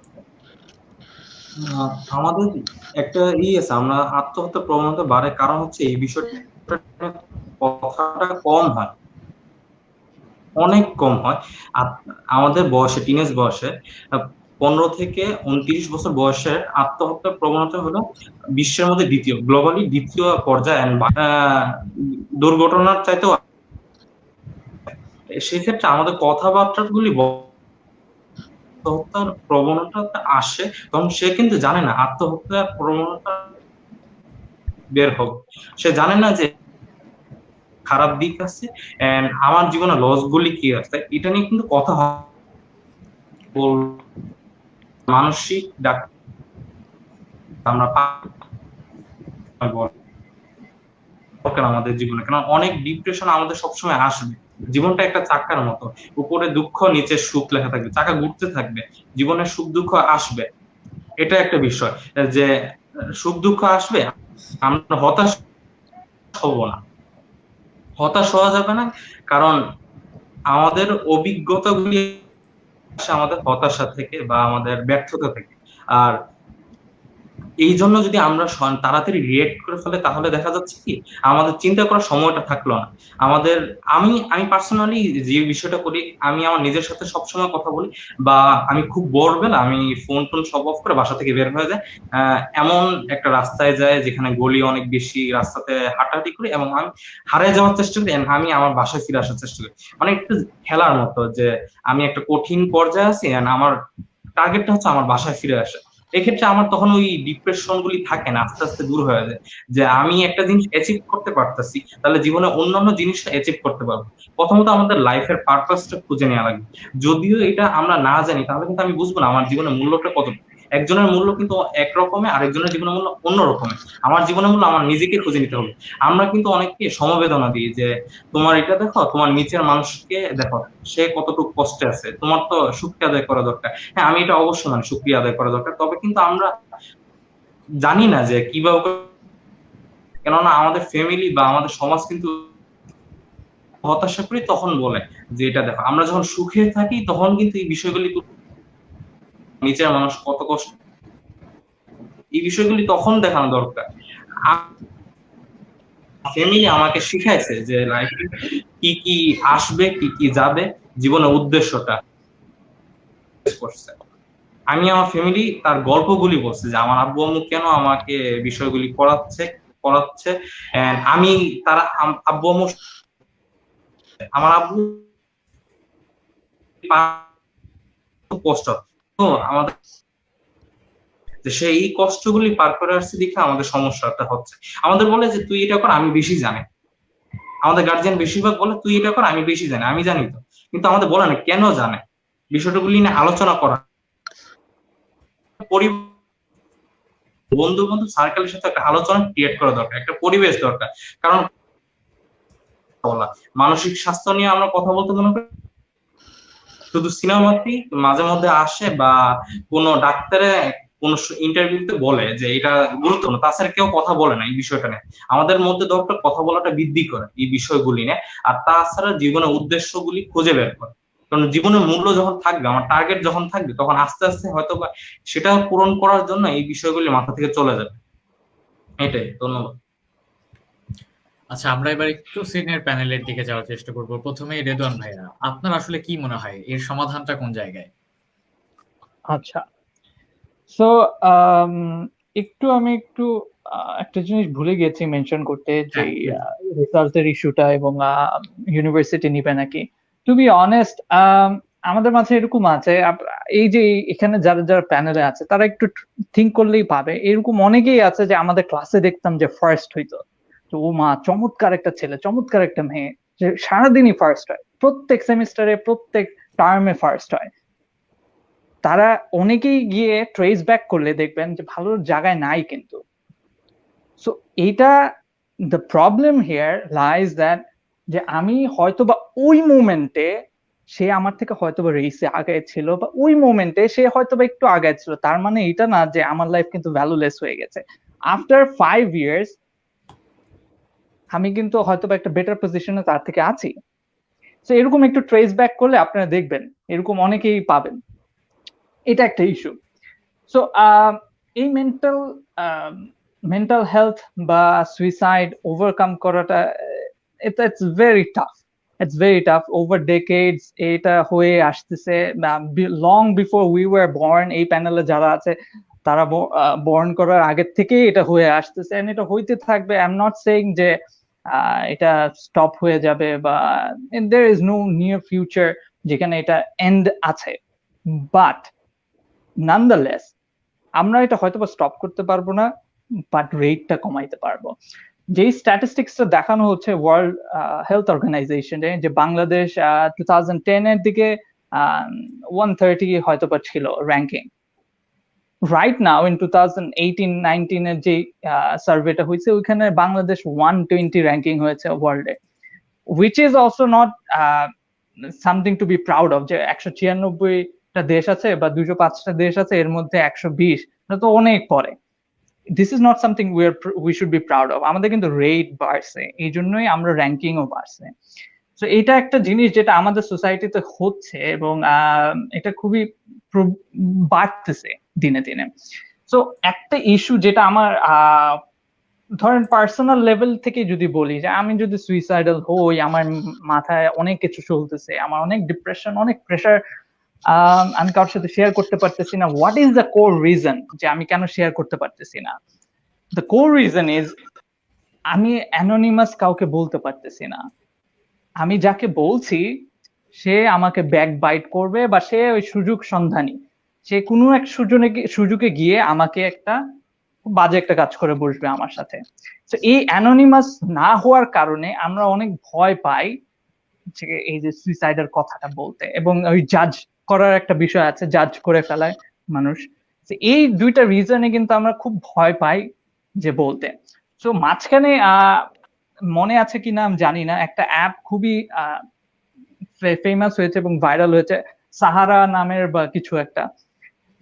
ওইখানে হ্যাঁ, এরও আগে, হ্যাঁ অনেক আগে, মানে প্রথম দিকে একটা সাহারা, হ্যাঁ হ্যাঁ সাহারা। তো ওইখানে হচ্ছে কি অ্যানোনিমাস। তো আমি কিছু কিছু মানুষকে দেখতাম যে এটা ইউজ করতো অ্যাজ এ মেন্টাল হেলথ। কাউকে তারা খুব ক্লোজ মনে করে অ্যানোনিমাস হয়ে মেসেজটা করে। তো এতে হয় কি একটু হলেও স্ট্রেসটা রিলিফ হয়, আমি কিন্তু বলার একটা সুযোগ পাই। সো একটু আগে আরেকটা কথা হচ্ছিল যে রিলিজিয়াস ব্যাপার নিয়ে, রাইট? রিলিজিয়নের একটা ব্যাপার আছে। আমার একটা জিনিস খুবই চমৎকার লাগে, অলদো আমি হচ্ছে I am a follower of Islam, I am a Muslim. আমার একটা জিনিস খুব ভালো লাগে, যেটা হচ্ছে খ্রিস্টানদের একটা জিনিস, যে ওদের চার্চে ওরা কিন্তু একটা আলাদা একটা রুম রাখে কাঠের, যেখানে গিয়ে আপনি একটা প্রিস্ট ঢুকে এবং মাঝখানে একটা ডিভাইডার থাকে, এরপরে আপনি ঢুকেন। যদি আপনার কিছু বলা থাকে, কোনো সিনস থাকে, আপনি ফ্রিলি শেয়ার করেন। প্রিস্ট কিন্তু আপনাকে দেখবে না, আপনাকে জানবেও না কি বলছে। এই জিনিসটা খুবই একটা চমৎকার জিনিস, যে স্ট্রেস রিলিফের করার। আর যেটা যে মেইনলি যে ভুলটা আমরা বারবার করি, এটা হচ্ছে ধরেন একটা লং জাম্পে আছেন, আপনি অলিম্পিকে লং জাম্পে দৌড়াচ্ছেন। আমরা যে ভুলটা করি, যে 20 মিটার পরে যে বাধাটা আছে ওইটা দেখে ভয় পাই। 20 মিটার পরে যে বাধাটা, ওইটা পার করব কেমনে? কিন্তু আমরা কিন্তু ভুলে যাই যে সামনের যে প্রথম বাধাটা, এটা কিন্তু আগে আমাদের পার করতে হবে। আমরা প্রথম বাধাতে যখন আটকে যাই, তখন আমরা ভাবি আয় হায়, এই প্রথম বাধায় আটকাইছি, তার মানে ওই শেষের বাধার জীবনেও আমি পার পাবো না, আমি শেষ, আমার আমার দ্বারা আর কিছু হবে না। এই প্রবণতা থেকে বের হয়ে আসতে হবে, হার্ড ওয়ার্ক করবেন। এটা বলাই আছে আমাদের ইসলামের, যে রিজিকের মালিক আল্লাহ। আপনি তো চেঞ্জ করতে পারবেন না আপনার রিজিক। আপনি একটা ফেইলিয়ার যদি ফেস করেন, হার্ড ওয়ার্ক করবেন, করতে থাকবেন, একটা সময় গিয়ে দেখবেন সাকসেস এসেছি। আমরা যে একটা ফেভারিট রেস্টুরেন্টে খাই আমরা সবাই প্রায় world wide, KFC, Kentucky fried chicken. তো এটার ওনারের স্টোরি আমরা মোরলেস সবাই জানি। সে 75 ইয়ার্স পরে গিয়ে সাকসেস পাইছে। তার এই মানে তার জীবনের শেষ দিকে গিয়ে সে একটা সাকসেস পেয়েছে। সো শেষ তো সবকিছুই না, আপনি ফেলিয়ার ফেস করবেন। আমরা যে ভুলটা করি, যে আমি এত কষ্ট করছি কিন্তু আমার সাকসেস আসে না, কেন ও কেন সাকসেস পাইছে? হ্যাঁ, আমিও তো ওর থেকে বেশি কষ্ট করছি, ও কিছু পারে না, ও সাকসেস পেয়ে গেছে।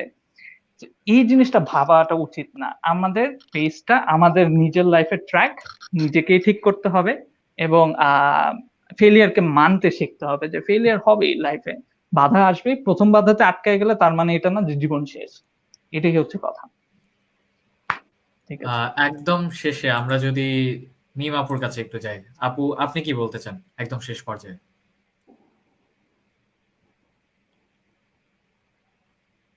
আপু আপনার মাইকটা মিউট করো।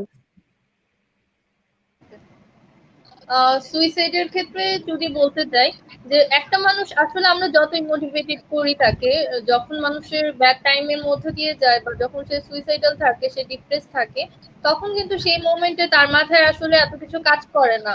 রিলিজনের বিষয় বলেন, সোসাইটির বিষয় বলেন, কে কি ভাববে, এত কিছু কাজ করে না। তখন সে তার পেইন রিমুভ করার জাস্ট ওয়ে খুঁজতে থাকে। সে যখন মানুষ পেইন দ্বারা চারপাশ থেকে বায়াস হতে থাকে, তখন তার কাছে আসলে সুইসাইড ছাড়া আর কোনো অপশন থাকে না। বা সেক্ষেত্রে আমি যতই তাকে বুঝাই বা যতই তাকে মোটিভেট করার চেষ্টা করি, আসলে আলটিমেটলি কিন্তু সেরকম কোনো ফলাফল পাওয়া যায় না।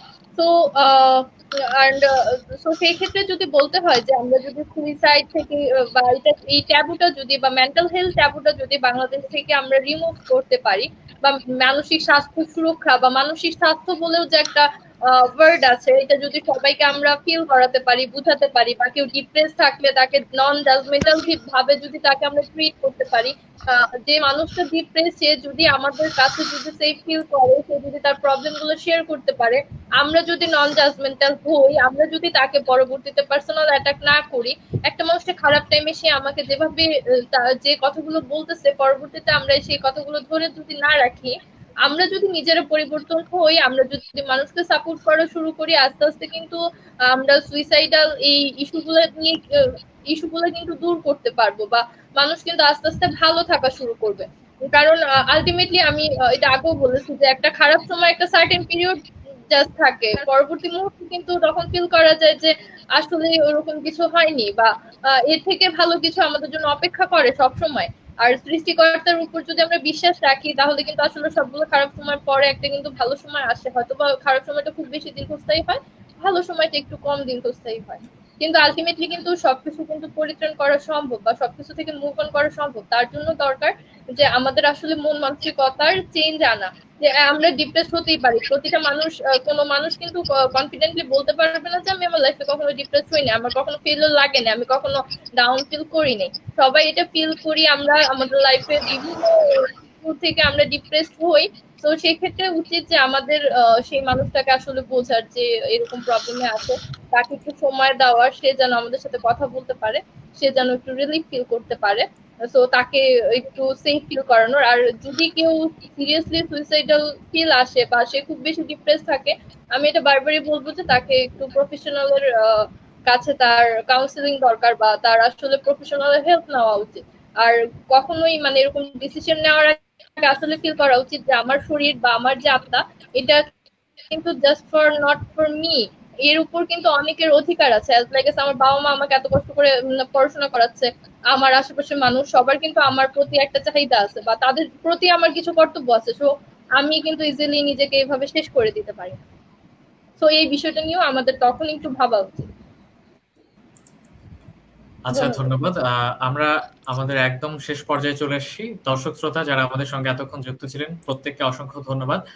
আর মনে রাখবেন, আত্মহত্যা কখনো সমাধান হতে পারে না, এবং আপনি কখনো আপনি হচ্ছেন যখন মনে হবে কখনো যে আপনার আত্মহত্যা করার প্রয়োজন, বা কখনো যদি এমনটা চিন্তা মাথায় আসে, নিজের প্রিয়জনকে অন্তত একবার আপনার পাশে বসিয়ে আপনার মনের কথাগুলো শেয়ার করুন। দেখুন, ভালো লাগবে। আর আজকের মতো এই পর্যন্তই। আগামী পর্বে আবারও দেখা হবে এবং অন্য কোনো বিষয় নিয়ে। সেই পর্যন্ত প্রত্যেকে ভালো থাকবেন, সুস্থ থাকবেন, আশপাশের মানুষগুলোকে ভালো রাখবেন, দেশকে ভালোবাসবেন, দেশের সঙ্গে থাকবেন। And remember, stay safe, stay home, stay home, stay safe. And this is Rehan signing off.